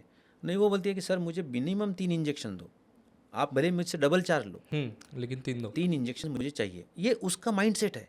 तो बहुत बार ये क्या करते हैं मॉडल्स के जो लोग हैं ना, उनको लगता है ये जल्दी वीर ऑफ हो जाएगा, तो एक्सेस डालने को बोलते हैं, and they will pressurise that plastic surgeon to that extent कि ये हमारा लुकआउट है, हमारी बॉडी है, हम इसके साथ जो चाहिए वो करेंगे, you should do your responsibility. आपको हमने बोला है कि हमको 3 फिलर्स चाहिए तो 3 ही डालना है।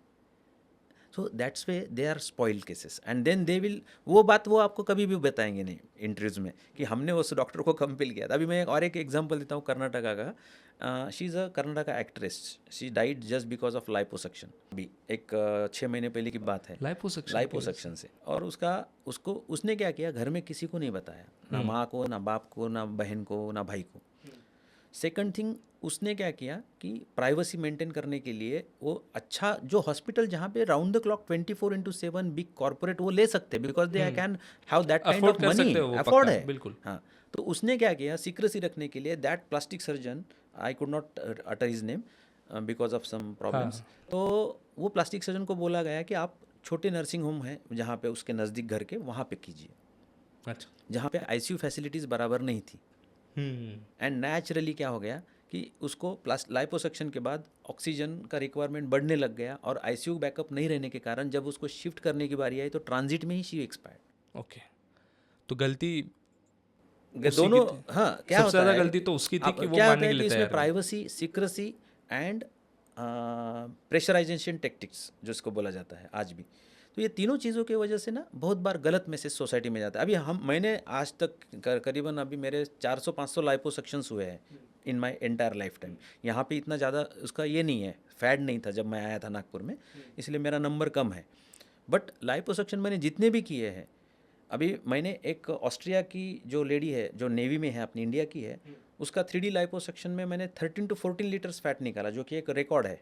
3D लाइपोसक्शन, हाँ, 3D लाइपोसक्शन बोलते हैं उसको, 3 डायमेंशनल, मतलब तो पेट का भी, कमर का भी, पीछे का भी, साइड का भी, जिसको ऑल मतलब 360 डिग्री लाइपोसक्शन बोला जाता है। हाँ, तो वो भी मैंने करके दिखाया। पेशेंट विल, उसको कोई भी, वो मेरे पास आने से पहले उसकी जो रिक्वायरमेंट थी कि मेरे मिनिमम 13 से 14 लीटर फैट निकलना चाहिए, तो मैंने बोला मैं अलग अलग एरिया से निकालूंगा, और जब मुझे लगेगा कि आपका ड्यूरिंग सर्जरी बीपी फॉल हो रहा है या एस्पिरेट में ब्लड आ रहा है तो आई विल स्टॉप।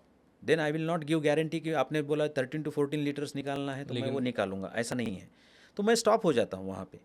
तो बाकी प्लास्टिक सर्जन्स का क्या हो जाता है, बहुत बार वो प्रेशर टैक्टिक्स में प्ले हो जाता है कि नहीं वो उसको बाद में टाइम नहीं मिलेगा ये केस के लिए, 2 बार बुलाओ पेशेंट को लाइपोसक्शन के लिए, इट्स नॉट अ मैटर। बहुत बार क्या होता है, जान जाने से अच्छा है हाँ कि समय लगे नहीं तो, इसलिए पेशेंस ये बहुत ही इम्पोर्टेंट है प्लास्टिक सर्जरी में। सर ऐसा भी कहा जाता है कई बार कि प्लास्टिक सर्जरी के बाद हमारे इमोशंस दिखते नहीं है मतलब चेहरे पे, ये असल में होता है क्या ऐसे? हाँ, 30 to 50% केसेस में क्या हो जाता है कि when you give excessive Botox, हाँ। तो वो इतना ज़्यादा बोले तो हम क्या करते हैं कि उनको इसलिए तो बोला ना कि कोई भी पेशेंट को हम करने से पहले मैपिंग करते हैं कि आपको कौन से, अभी जैसा मैं हंसता हूँ तो यहाँ जो आता है they are called laugh lines. ऊपर मैं अगर ब्रो करता हूँ तो this is called as forehead lines. अगर मैं गुस्सा करता हूँ तो यहाँ ग्लैबुलर फ्रॉन। तो जहाँ पे आ रहा है वहीं देने है। तो कुछ कुछ पेशेंट्स का क्या रहता है कि सर कर नहीं डालो, दिखना मेरे को बाद में वक्त नहीं है, आई तो वांटेड टू गो। वो एक्सप्रेशन लेस चेहरा हो जाता है ना? हो जाता है कभी कभी if you give excessive Botox, that is, अभी वो कैसा है, उस पेशेंट की डिमांड है और उसका समझो ग्लैमर इंडस्ट्री से ज़्यादा ताल्लुकात नहीं है। समझो वो पायलट है एक एयर फ्लाइट का, उसको क्या है, उसका मास्क फेस दिखे या एक्सप्रेशन वाला फेस दिखे, हाँ। उसको कोई फ़र्क नहीं पड़ता है। So it depends from person to person. तो जैसे प्लास्टिक सर्जरी हम लोग करते हैं तो ये मेंटल हेल्थ पे भी इफेक्ट करता है हमारे फिर। यस। भाई इस वजह से भी जब प्लास्टिक सर्जरी आप किए हैं, अब हम लोग बहुत सुंदर दिख रहे हैं, लेकिन कुछ समय बाद तो ये निकलेगा, धीरे धीरे कम होगा, तो उस समय पेशेंट की दिमागी हालत बिगड़ती होगी फिर। नहीं, वैसा नहीं, उनका मैं वही बोला ना, जिनका आईक्यू इंडेक्स और माइंडसेट एक अलग टाइप का रहना चाहिए। जो कॉस्मेटोलॉजी करते हैं ना, हाँ। वो बराबर उनको मालूम रहता है कि 6-7 महीना हो गया, I wanted to take repeat botox, right. जैसा हम पार्लर्स में क्यों जाते बार बार, जैसा हम सलून में क्यों जाते, कटिंग बढ़ती है, हमारा purpose to go to salon is that कि मुझे वो फिर से कटिंग करना है, मुझे बियर्ड बनानी है, मुझे शेविंग करना है, जो भी है।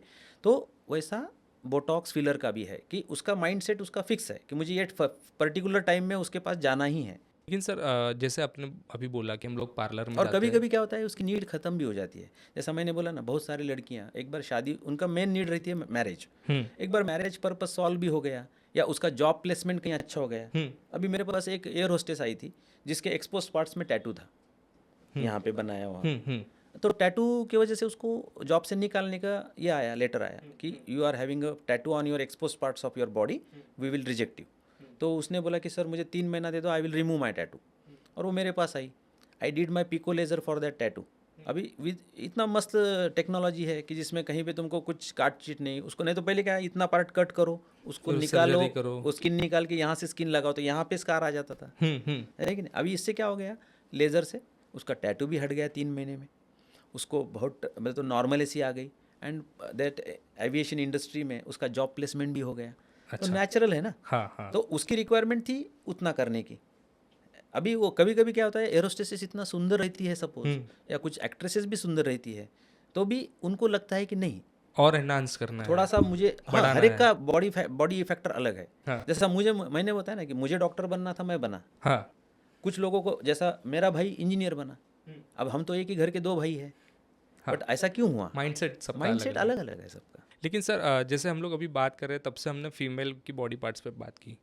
एक सवाल ऐसा है कि मेल्स जो है बेसिकली वो भी आते हैं प्लास्टिक सर्जरी करवाने, ये सब करवाने के लिए, फिलर करवाने के लिए।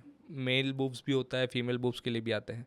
लेकिन हमारा जो बैठने का सीट का एरिया है, बहुत बार मैंने देखा बहुत लोगों में वो होता ही नहीं है, मसल्स नहीं होते, बहुत फ्लैट होता है, तो उससे भी तकलीफ होती है।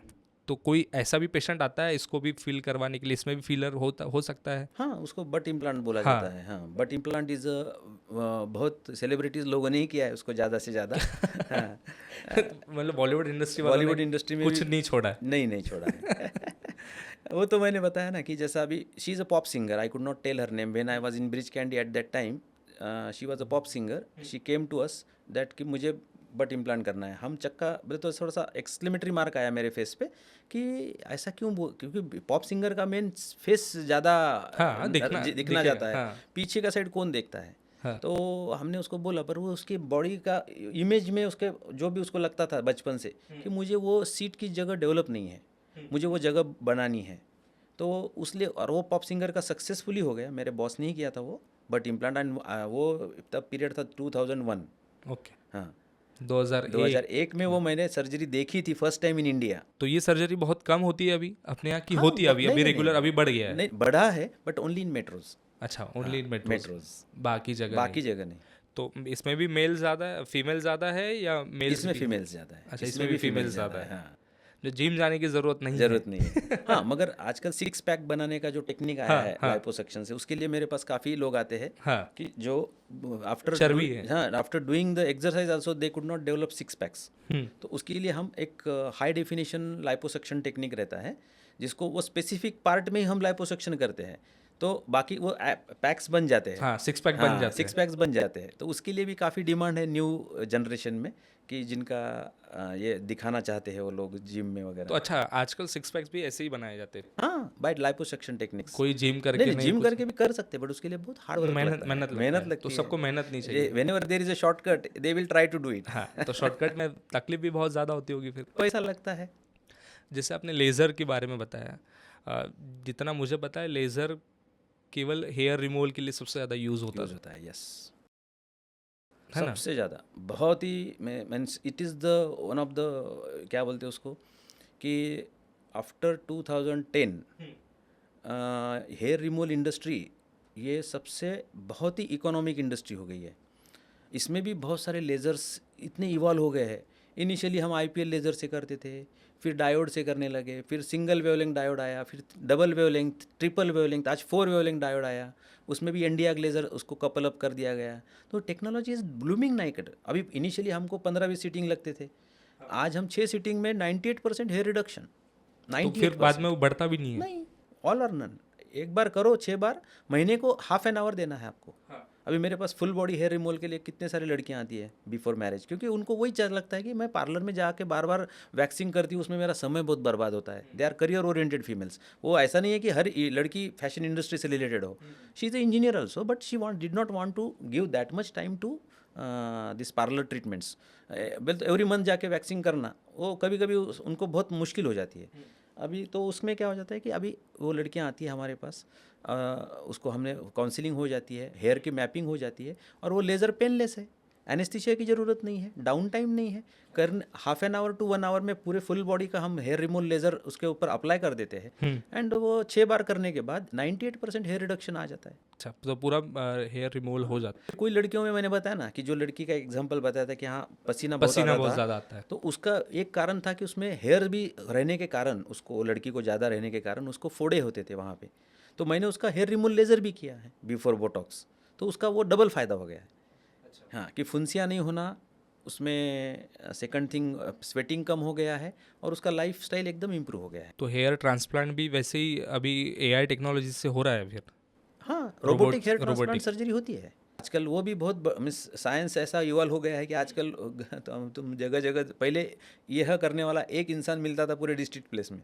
हाँ, अभी हेयर आप ट्रांसप्लांट के हेयर लिए। ट्रांसप्लांट के लिए अभी आप एवरी कॉर्नर ऑफ गली और नुक्कड़ में एक हेयर ट्रांसप्लांट का बोर्ड दिखेंगे। This is the demand supply ratio के हिसाब से ये रिक्वायरमेंट आया बढ़ते है। जा रहा है। हाँ, तो आपके यहाँ भी होता है हेयर ट्रांसप्लांट? हाँ होता है। वो एक अलग अलग स्पेशलिटी है, बट मैंने उसमें इंटरेस्ट कम किया है because of my other modalities. मैंने बोला ना कि तुम हर चीज़ में इतना ज़्यादा डेप्थ में नहीं जा सकते हो, क्योंकि मेरे पास ऑपरेटिव वर्क भी बहुत ज़्यादा है। जैसा बर्न्स का मैं I am hard core burn surgeon, तो मेरे पास बर्न्स, मेरा पहला प्राइमरी ट्रीटमेंट मैं जो दे देता हूँ, मेरा ज़िंदगी का एम था कि जितने एगोनिस्ट से उनको बचाया जाए। ये क्लेफ्ट क्राउड भी मैं अकेला ही करता हूँ यहाँ पे नागपुर में, क्योंकि उसमें जन्मजात जो व्यंग है वो बच्चों की फैमिलीज़ के जो स्माइल ट्रेन प्रोजेक्ट के अंदर हम उसको करते हैं फ्री ऑफ कॉस्ट टोटली। अच्छा। हाँ, उसमें हम एक भी रुपया उनसे लेते नहीं हैं। उनके माँ बाप का खाने का खर्चा, ट्रांसपोर्टेशन का खर्चा, फार्मेसी का खर्चा, ऑपरेशन का खर्चा, ये ऑल हम उनको फ्री में देते हैं, जिसको बोलते हैं क्लेफ्ट लिप एंड पैलेट की सर्जरी। सर, जैसे हमने लेज़र की बात की, तो ऐसा भी कहा जाता है कि लेज़र ट्रीटमेंट से भी कैंसर होता है। नहीं, बहुत ही गलत बात है ये। Ledgers are boon. लेज़र यानी क्या? Light. It is amplification of the light. हम उसको एक मशीन्स के द्वारा उसको एम्पलीफाई करके एक बीम में कन्वर्ट करते हैं, और वो बीम के अलग अलग फ्रिक्वेंसी एंड वेवलेंथ के हिसाब से उसके मेडिकल यूजेस डिसाइड हुए हैं। ओके। हाँ, जैसा अभी हमने बताया कि आपको CO2 लेज़र, जैसा बर्न स्कार्स के लिए they are boons, hypotrophic scars, keloids. Then अभी ट्रीटमेंट आया है उसको कि गायनेकोलॉजी में भी CO2 लेज़र का काफ़ी वजाइनल टाइटनिंग के लिए आफ्टर मम्मी मेकओवर में उसका यूज़ किया जाता है ना। जिसके बाद CO2 लेज़र्स के बाद आता है पिको लेज़र। उसमें पिगमेंटेशन प्रॉब्लम्स, अभी कोई लड़कियों को आफ्टर यहाँ पे हार्मोन के कारण काले पैचेस आ जाते हैं दोनों साइड ऑफ फेस में, उसको मिलाज्मा बोला जाता है। कोई कोई को जन्म से ऐसे काले मोल्स रहते हैं, तो उसको भी हम CO2 laser and pico laser से निकाला जा सकता है। एनडिया ग्लेज़र है जिसको टैटूज़ के लिए हम इस्तेमाल करते हैं। उसके बाद जैसा मैंने बोला है diode 4 wavelength hair removal laser, वो तो बून है, क्योंकि बहुत लोगों में ये पाया जाता है समस्या कि एक्सेसिव, अभी जैसा कुछ लड़कियों को PCOD रहता है तो उनको इतने एक्सेस हेयर रहते हैं कि पूरे मेल्स के जैसा मुस्टैचेस एंड बियर्ड आते हैं। बिल्कुल। तो ये लड़कियां जाएंगी कहाँ पे? तो उनके लिए तो कोई ऑपरेशन बना नहीं है। तो then laser came to very important role in hair removal reduction surgeries. तो लेज़र के ऐसे अलग अलग पार्ट्स है। अभी स्कार है, तुम्हारा कोई ऑपरेशन का स्कार है, उसको कम दिखना चाहिए ऐसा हर एक को लगता है। हाँ, अगर वो फेस पे रहा तो और ज़्यादा लगता है।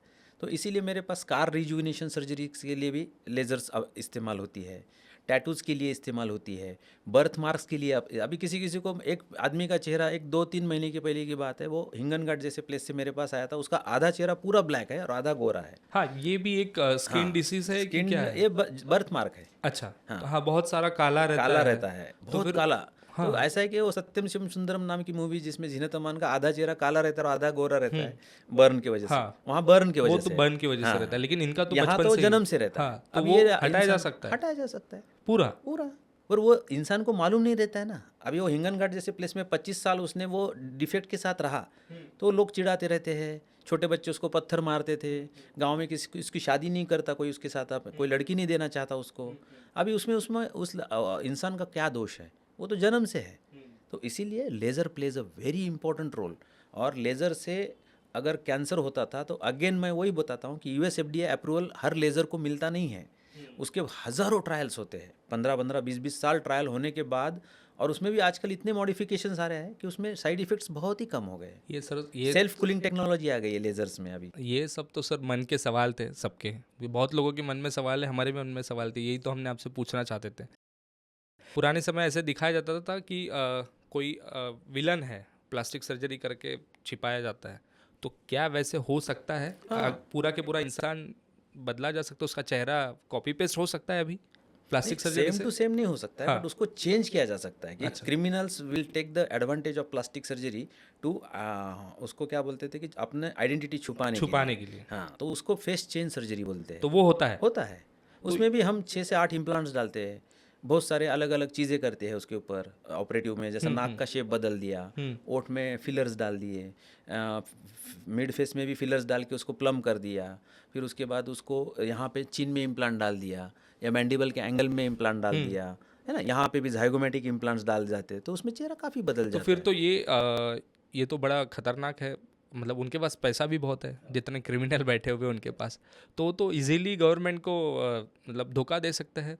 हाँ, और उसके लिए फिर वो प्लास्टिक सर्जन के ऊपर उसकी कार्रवाई भी हो सकती है अगर उसने ये बात, हाँ। अगर पुलिस को इंटीमेट बिना किए ये सर्जरी किसी ने किया है, कि बिना कंसेंट, बिना MLC जिसको मेडिको लीगल केस कहा जाता है, कि ये केस करने से पहले मैजिस्ट्रेट कंसेंट लेना पड़ता है, पुलिस इंटीमेशन लेना पड़ता है, वो पेशेंट की भी 10 बार कंसेंट लेना पड़ता है, उसका फोटोग्राफ हमको पुलिस स्टेशन नियर बाय इसमें डिक्लेयर करना पड़ता है कि ही वांट्स टू चेंज। अभी मेरे पास एक केस मैंने किया है मेरे लाइफ टाइम में, एक ही केस किया है मैंने। आपने किया है? किया है। और उस टाइम पे मैंने ये केस किया है जो कि एक लड़की थी, वो she is from upper strata and लड़का था लोअर स्ट्राटा से, सोशल से। तो दोनों के शादी को काफ़ी विरोध था, इसलिए दोनों ने भाग के शादी किया था, पर दोनों के घर वाले उनके पीछे पड़े थे कि भाई हम तुमको मार डालेंगे, जिसको ऑनर किलिंग बोला जाता है। तो वो फिर वो लड़की बोली कि सर हमारे दोनों के चेहरे बदल दो, जितना बदल सकते हो आप। मैं बोला फिर ऐसा क्यों? हमको पहले डाउट आ जाता है कि इसमें कुछ क्रिमिनल इंटेंशन तो ना हो। तो हमने फिर उसको पूछा, फिर उसने बताया कि ऐसे ऐसे प्रॉब्लम्स है। तो फिर हमने नियर बाय पुलिस को इंटीमेट किया, उसका मेडिको लीगल केस बनाया, उसके पूरे सर्टिफिकेट्स एंड इस पे साइन लिया, और तब जाके हमने उसको दोनों का फेस में हमने ये चेंज किया, फैट ग्राफ्टिंग तो किया। अब वो मैच नहीं हो सकता? नहीं, थोड़ा बहुत ही उनमें से ऐसा है कि वो जिनको मालूम है, बचपन से किसी ने देखा ही है और वो बहुत जानता है, तो थोड़े बहुत फीचर्स उसमें आइडेंटिफाई हो जाते हैं। हाँ। बट 80% उसका चेहरा बदल जाता है। तो ये भी पॉसिबल है? पॉसिबल है, मतलब आजकल ऐसी कोई चीज़ बची नहीं है बची कि नहीं प्लास्टिक सर्जन जिसको बदला नहीं जा सकता। सब कुछ बदला जा Yes. सकता है। सर, ये जो कहा जाता है कि डिटॉक्स, ये एक स्किन डिसीज, स्किन के लिए भी बहुत ज़्यादा डिटॉक्स वाला चलता है, सोशल मीडिया पे सबसे ज़्यादा है। तो कितना इफेक्ट करता है डिटॉक्स करना? अभी आप detox में लोग भी- मानते हो डिटॉक्स करना ज़रूरी है? देखिए कैसा है कि आजकल का लाइफस्टाइल जो है ना, हाँ। उसमें हमारा ओवरनाइट हम 2-2 बजे तक जागते हैं। खाने में होटलिंग बहुत ज़्यादा बढ़ चुकी है, ऑर्गेनिक फूड का अभाव है, व्यायाम का अभाव है, उसके बाद माइंड सेट बराबर नहीं है, जॉब प्लेसमेंट्स नहीं रहने के कारण इरिटेबिलिटी बहुत ज़्यादा रहती है यंगस्टर्स में। एंड घर में किसी का ध्यान नहीं रहता, किसी के पास वक्त भी नहीं है। एज अ पेरेंट्स बोल के भी बचपन से हम देखते आए हैं कि दोनों मियाँ बीवी काम करने में मशगूल रहते कमाने हैं, में कमाने में ज़्यादा मशगूल व्यस्त रहते हैं। घर में बूढ़ों का अभाव है, जैसा दादा दादी नाना नानी हमारे घर में रहते थे, हम दो हमारे दो हो अभी गया अभी है। न्यूक्लियर फैमिलीज हाँ, डेवलप हो गए। तो ये कारण क्या होता है कि और अल्कोहल, सिगरेट्स और टोबैको एक्सेसिव कंजम्पशन होने लग गया है। तो इसमें अपने बॉडी का मेटाबॉलिज्म में टॉक्सिन्स बढ़ने लग गए। ये पहले तो जो नीड नहीं थी, आज इसकी नीड ऑफ द आवर हो गया है डिटॉक्स। क्योंकि क्या होता है, देखो आज कोई भी बैठा, अरे यार चलो तुम फर्स्ट क्लास में आ गए, चलो पार्टी दो, पार्टी में अल्कोहल लिया जाता है। किटी पार्टीज जो फीमेल्स की रहती है उसमें भी आजकल अल्कोहल का ज़्यादा बढ़ गया है, हुक्का बढ़ गया है यंगस्टर्स में। तो ये सब टॉक्सिन्स जाएंगे कहाँ? ये पहले अटैक करते लीवर पे। तो हमारा लीवर एक फिल्टर के जैसा काम करता है। जैसा तुमने कहा कि जैसा तुमने पेट्रोल गंदा जितना डाला उतना तुम्हारा ऑयल फिल्टर और पेट्रोल फिल्टर जो है वो खराब होने लग जाता है गाड़ी का। वैसा लीवर की भी एक कैपेसिटी रहती है कि तुम्हारे शरीर में तुम टॉक्सिन्स डालते जा रहे हो, वो उसको फिल्टर करने की क्षमता के ऊपर हो गया तो लीवर क्लॉग होने लग जाता है ना। तो first liver and second blood, फिर ब्लड का भी प्यूरिफिकेशन होना है। तो उसके लिए ग्लूटाथायोन इंजेक्शंस ये बनाए गए। अभी इसकी भी एक बहुत ही बढ़िया बात बताता हूँ मैं कि लोग पहली बार साइड इफेक्ट के लिए मेरे पास आते हैं। लोग इफेक्ट के लिए आते थे, पहली बार सुना था, हाँ, और अभी साइड इफेक्ट के लिए आने लग गए। और वो भी मांगते हैं कि मुझे इफेक्ट नहीं हुआ तो चलेगा, बट साइड इफेक्ट होना चाहिए। साइड इफेक्ट होना चाहिए। हाँ, इसका ये मतलब अभी इसका साइड इफेक्ट कैसा है कि detox is for liver and blood purification, but इसका साइड इफेक्ट है ग्लो, चेहरे का गोरापन बढ़ाता है। अच्छा। ये भी एक्सीडेंटली डिस्कवर हो गया। हाँ, सेकेंड वर्ल्ड वॉर के बाद जो भी सोल्जर्स थे उनको ग्लूटाथायोन दिया जाता था फॉर लीवर के, इसके लिए, जॉन्डिस के लिए, इसके लिए। तो वो देने के बाद वो सब फेयर दिखने लग जाते थे आफ्टर 2 वीक्स 3 वीक्स। तो फिर ये ऑब्जर्वेशन से इसका यूज़ प्लास्टिक सर्जरी में करने लग गए लोग कि डिटॉक्स प्लस ग्लो। अच्छा, डिटॉक्स प्लस ग्लो तो अभी मेरे पास जो लड़कियां आती है, सर ग्लो आएंगे ना, मगर अच्छा, पर glow हर एक आना पेशेंट में इतना नहीं आता है। हाँ, हर एक पेशेंट उसका कलर के हिसाब से उसका ग्लो डिफाइंड लेकिन रहता ग्लो है, आता है। आता है। तो इसके लिए भी लोग आते हैं। अच्छा, आते हैं। इसलिए डिटॉक्स और प्लास्टिक सर्जरी से इतना हाँ, जुड़ा हुआ है। जुड़ा हुआ है। अच्छा। हाँ, तो यही पहला इंजेक्शन है जिसमें साइड इफेक्ट के लिए मेरे पास क्यू लग जाती है। तो हर किसी को अभी मतलब सबको सुपरस्टार बनना है, मतलब Yes. दिखने में सबको मिस इंडिया बनना है, मिस वर्ल्ड बनना है। तो ये सब चल रहा है अभी इंडस्ट्री में, इंडस्ट्री बहुत ज़्यादा बढ़ चुका है अभी। सेल्फ कॉन्फिडेंस बूस्टिंग के लिए भी लोग बहुत इसका यूज़ करने लग गए आजकल के जो प्रैक्टिकल थिंकिंग वाले यंगस्टर्स है आजकल। हाँ, एकदम जो रॉ जैसे थे ना, कि जैसे हम बचपन में बोलते थे कि मुझे अमिताभ बच्चन बनना है या शशि कपूर बनना है, अभी वैसा कोई बोलता नहीं है क्योंकि they are expose to More the practical. More, हाँ, and they are expose to the world.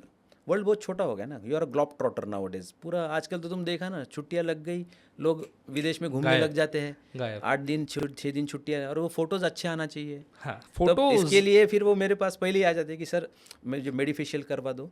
मैं एक मेडिफेशियल करवा लेते, डिटॉक्स ट्रीटमेंट करवा लेते, कभी मिड फेस फिलर करवा लेते, कभी डिटॉक्स और बोटॉक्स भी एक साथ हो जाता है। तो ये करके फिर वो जाते हैं और उनके फोटोज बहुत अच्छे आते, तो they get a compliment on Facebook and Insta, wow super gorgeous and all those things. तो उसमें भी एक काफ़ी आजकल उछाल आया है। एक 5 to 10% पॉपुलेशन भी उसके लिए अपना ये पॉकेट नीचे कर देता है। मतलब कितना आसान हो गया ना अभी। पहले बोला जाता ब्यूटी पार्लर केवल लड़कियों के लिए था, लेडीज़ के लिए था, लेकिन आजकल मेल्स भी आ गए ना, फीमेल्स भी आ गए, मेल्स भी हो गए। तो फटाफट पैसा खर्चा करो, थोड़ा सा ले लो, इस बार अलग फ़ोटो आएगा, अगली बार अलग फ़ोटो आएगा, इस बार ये बढ़ा दो, अगली बार वो बढ़ा दो। तो ये सब चलता है ना। चलता है। फोटोजेनिक के लिए तो दुनिया आज पागल है। तो लेकिन सर लास्ट सवाल ऐसा है कि हम लोग जितना फीलिंग करवाते हैं, बोटॉक्स लेते हैं, ये कब तक बॉडी कब तक नहीं, ये मैंने बताया ना कि देखिए कैसा है कि किसी किसी का पर्सन का यूज़ रहता है ना, कि मुझे ये 25 से 30 साल में मेरे जो रिक्वायरमेंट्स है, जॉब प्लेसमेंट, मैरिज या सोशल इन्हांसमेंट जिसको बोलते हैं, कि मैं कुछ फैशन इंडस्ट्री में हूँ तो मुझे उतना मेरा पीरियड है। उनका तो हम लोग समझ सकते हैं, लेकिन कुछ 60 प्लस में भी आपके पास आते हैं। हाँ, तो आपने देखो कैसा रहता है कि कोई कोई पर्सन जो है वो बोलते हैं कि हमने ज़िंदगी जिया ही नहीं है। मैं मेरे बच्चों के लिए जिया है, मैंने मेरे हस्बैंड के लिए जिया है, मेरे ससुर जी के लिए जिया है, सास के लिए जिया है, मेरे लिए वक्त ही नहीं मिला। ऐसी भी कुछ फीमेल्स मेरे पास आती है कि मोर देन 50s में, सर अभी मैं जीना चाहती हूँ मेरे लिए। तो फिर वो उनका लगता है कि मेरी अभी जो किटीज़ रहती है छोटी मोटी, उनकी जो गली मोहल्ले की भी रहेंगी, बोले कुछ घर में फंक्शंस रहेंगे, अभी मेरी अंकल के बुआ की शादी है समझो, तो उसमें भी मुझे अच्छा दिखना है। देखो, सब मैन पावर का एक ही एम एंड ऑब्जेक्टिव रहा है पहले से कि मैं खूबसूरत दिखूं। हाँ, और वो किसी को भी देखो जन्म से मिला तो गॉड गिफ्टेड बोलते हैं हम लोग, पर नहीं मिला तो प्लास्टिक सर्जरी गिफ्टेड बोलना चाहिए उसको। हाँ, तो सुश्रुत जी का दिया हुआ है, मतलब महर्षि सुश्रुत जी ने महर्षि सुश्रुत जी ने इस ब्रांच को ग्लैमर नहीं दिया था, उन्होंने उसकी नीड ऑफ द आवर के हिसाब से बनाया था। हाँ, लेकिन उसमें अलग अलग इनोवेशंस हो गए। अभी इतने ज़्यादा इनोवेशंस हो गए कि हम लोग अपने हिसाब से उसको रोज़ बदलते जा रहे हैं और इस्तेमाल करते जा रहे हैं। तो हम लोग ऐसा नहीं लग रहा आपको कहीं गलत जगह जा रहे हैं? देखिए कैसा है कि मैंने बताया ना कि जनरेशन गैप बहुत बड़ा है, हम उसको एक्सेप्ट नहीं करते बिकॉज हमारा जो जन्म हुआ है वो 1970 to 80 के बीच का है। आज का जनरेशन बहुत फास्ट है, मैंने बताया ना, वो अभी तुम्हारे को मोबाइल में जो भी चीज़ें करनी है वो मेरे बच्चे फास्ट करवा देते हैं। मुझे आज भी नहीं समझ में आता है, we are from digitally backward classes. तो वो चीज़ है ना, वो अभी जैसा तुमने रॉकेट क्यों बनाया चांद पे जाने के लिए, 1970 में तुमने रॉकेट क्यों बनाया, और नील आर्मस्ट्रॉन्ग पहले इंसान रहा चांद पे जाने के लिए, क्या हासिल हुआ उससे वर्ल्ड में? रिसर्च हुआ, रिसर्च क्या हुआ बताइए? मैन पावर में सिर्फ इतना है कि हमने वहाँ तक जाने की जो सोच थी वो कामयाब करके दिखाई। आज वो मिसाइल्स हमारे पास बन गए, बट उससे मैन का पावर में इतना कुछ ऐसा उलाछाल नहीं हुई है कि चलो भाई हमारा ह्यूमन में कोई ऐसा बदलाव आ गया जीने में। आदि मानव और हम में जितना बदलाव आया वैसा कुछ बदलाव एकदम नहीं आया। वो एक रिसर्च साइंस का चलता ही है। अभी कितने सारे ड्रग्स थे पहले कि जिनका पोटेंसी 2 घंटे, अभी इंसुलिन इंजेक्शन ही देखिए, पहले नहीं थे, बहुत सारे डायबिटिक पेशेंट मरते थे because of पॉसिटी of insulin injections. ये बाद में आया है इंसुलिन, नहीं तो जन्म से जिनको बच्चे जो डायबिटिक पैदा होते थे, जिसको टाइप 1 डायबिटीज बोला जाता है, तो वो बच्चे तो इंसान 10 साल के ऊपर जी नहीं पाते थे। तो इंसुलिन इज़ द इनोवेशन। तो वैसा इनोवेशन हर फील्ड में हो रहा है। अभी उनका सेल्फ कॉन्फिडेंस कितना बूस्टअप होता है। एक आधी लड़की का अगर तुमने नोज बदल दिया और उसको वो खुश हो गई। अभी मेरे पास बेंगलोर की एक लड़की थी, कुछ 2 महीने पुरानी बात है, she did all the job work from me and now उसका मुझे मैसेज आता है कि सर मेरी शादी हो गई, मैं अच्छे घर में पड़ी हूँ, मेरा जॉब भी मुझे IBM में लगा है, I am very very kindful to you because of your efforts and your science and your research. उसने मेरे अकेले को उसका ये नहीं दिया है। हाँ, उसने क्या किया है, तीनों को दिया है, science, research and plastic surgeon. तो प्लास्टिक सर्जन बिना साइंस का आ ही नहीं सकता। अभी मुझे वो अगर फिलर्स के इंजेक्शन इतने हाई क्वालिटी के मिलते नहीं थे तो आई कुड नॉट डू इट। अच्छा, तो ये सब कुछ जुड़ा हुआ है, सब जुड़ा हुआ है साइंस की वजह से। और यही भी बात हम जनमानस के थ्रू से निकाल। अभी देखो कैंसर में कितने सारे कैंसर्स आज हमको पाए जाते हैं। आज हाथ कट जाते हैं एक्सीडेंट्स में, जो तुम देखते हो रोड पर, वर्धा रोड पे कितने सारे एक्सीडेंट्स डेली आते हैं हमारे पास। तो उसमें से आधे तो यंगस्टर्स रहते हैं जिनके हाथ और पैर काटा जाता है बिकॉज ऑफ गैंग्रीन। तो उनको हम आर्टिफिशियल लिम्ब लगाते हैं, रोबोटिक वाले। ये क्यों पॉसिबल हुआ कि आज मेरा एक पेशेंट है जो कि जिसके दोनों पैर मैंने काटा है, एक घुटने के नीचे और एक घुटने के ऊपर। उसको वो काटोल का आदमी था, उसको मैंने नकली पैर लगाए जिसको रोबोटिक लेग्स बताया जाता है हमारे भाषा में, और वो आज उसको ब्लेड रनर बोला जाता है। कि ब्लेड रनर बोलते हैं, उसका नाम ब्लेड रनर है बिकॉज वो ब्लेड है नीचे उसके पैर पे। और उसने हिमालय चढ़ के दिखाया। बाप रे, वो मेरा पेशेंट, आज भी मैं उसके लिए प्राउड फील करता हूँ कि दोनों पैर कटने के बाद with artificial limbs because of the need of plastic surgeons help he can do it. अभी मेरे कितने सारे पेशेंट्स हैं, अभी वो तो क्रिपल्ड हो जाते थे कि आज घर में तुमको सिंपल ग्लास पानी का उठाना है तो हाथ की ज़रूरत है बिल्कुल पीने के लिए। बिल्कुल। तो मेरे कितने सारे फोटोज़ और वीडियोज़ है उस पे, मेरे सोशल मीडिया पे उसके लिए कि अभी प्लास्टिक सर्जरी को एक ही बात से नहीं जाना चाहिए कि बर्न्स है, ट्रॉमा है, बहुत सारी अलग अलग कैंसर्स है। अभी कैंसर में भी एक पर्सन का हमने पहले बीच में जुबान निकाल दिया था, हमने उसका रेडियल आर्टरी फोरम फ्लैप लेके उसका जुबान नया बना दिया। तो ऐसा नहीं है। बहुत बार ये तंबाकू और गुटखा खाने से कितने सारे लोगों के ये फंगल इन्फेक्शन हो जाता है। हाँ, फंगल म्यूकोरमाइकोसिस जो कोरोना के बाद हुआ था, सबसे ज़्यादा पूरा निकालना पड़ा हमको। ये आधा फेस निकालना पड़ता था, कभी हड्डियाँ निकालनी पड़ती थी। तो हम पैर से हड्डी लेके माइक्रोवेस्कुलर सर्जरी टेक्निक जिसको बोलते हैं, उससे नया टिश्यू बनाते हैं सेम टू सेम। तो ये कारण भी पेशेंट को लाइफ एक्सपेक्टेंसी बढ़ जाती है, क्वालिटी ऑफ लाइफ बढ़ जाती है, सेल्फ कॉन्फिडेंस बढ़ जाता है, सब कुछ बढ़ जाता है। एम्स एंड ऑब्जेक्टिव्स भी उसके ज़िंदगी में वो उसको मिलने के लिए, कामयाब होने के लिए, हासिल करने के लिए उसको वो प्लास्टिक सर्जरी की नीड ऑफ द आवर है। तो प्लास्टिक सर्जरी से ऐसा कुछ भी नहीं है जो नहीं हो सकता। आज की डेट में प्लास्टिक सर्जरी बहुत ज़रूरी है। सब कुछ बढ़ रहा है, इसलिए तो उसको एक्स्ट्रा कवर बोला जाता है। हाँ। कोई भी पर्सन रहो, कोई भी ब्रांच का रहो मेडिकल साइंस में, वो बोलता है अरे यार plastic surgeon, mid of the night में मुझे कॉल आता है ऑर्थोपेडिक सर्जन का, सर मैंने निकाल दिया यहाँ का मांस और अब ये क्लोज नहीं हो रहा है, अच्छा। गड्ढा हो गया है वहाँ हाँ। पे, अभी मैंने वो बोन तो निकाल दिया, मांस निकाल दिया, वो ट्रॉमा था उसको, ये कैसा करूँ? तो हम दूसरी जगह से उसको मांस लेके आ जाते हैं, उसका काम तो आसान हो गया। नहीं तो वो पहले क्या करता था, इनिशियल डेज में वो पैर काट डालता था। तो प्लास्टिक सर्जरी की वजह से limb saving, life saving and confidence saving approach हो गया। बहुत ज़्यादा। तो ये सब कुछ था प्लास्टिक सर्जरी को लेके। बहुत कुछ बताया सर आपने, बहुत अच्छा लगा आपसे मिलके, क्योंकि बहुत कुछ पता चला प्लास्टिक सर्जरी को लेके।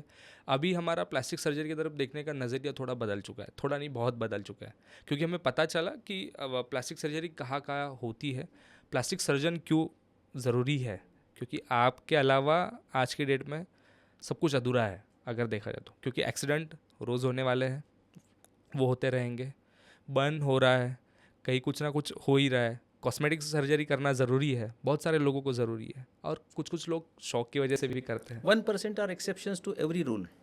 हाँ, तो ऐसी बहुत सारी बातें आपने समय दिया, उसके लिए बहुत बहुत धन्यवाद। धन्यवाद, धन्यवाद।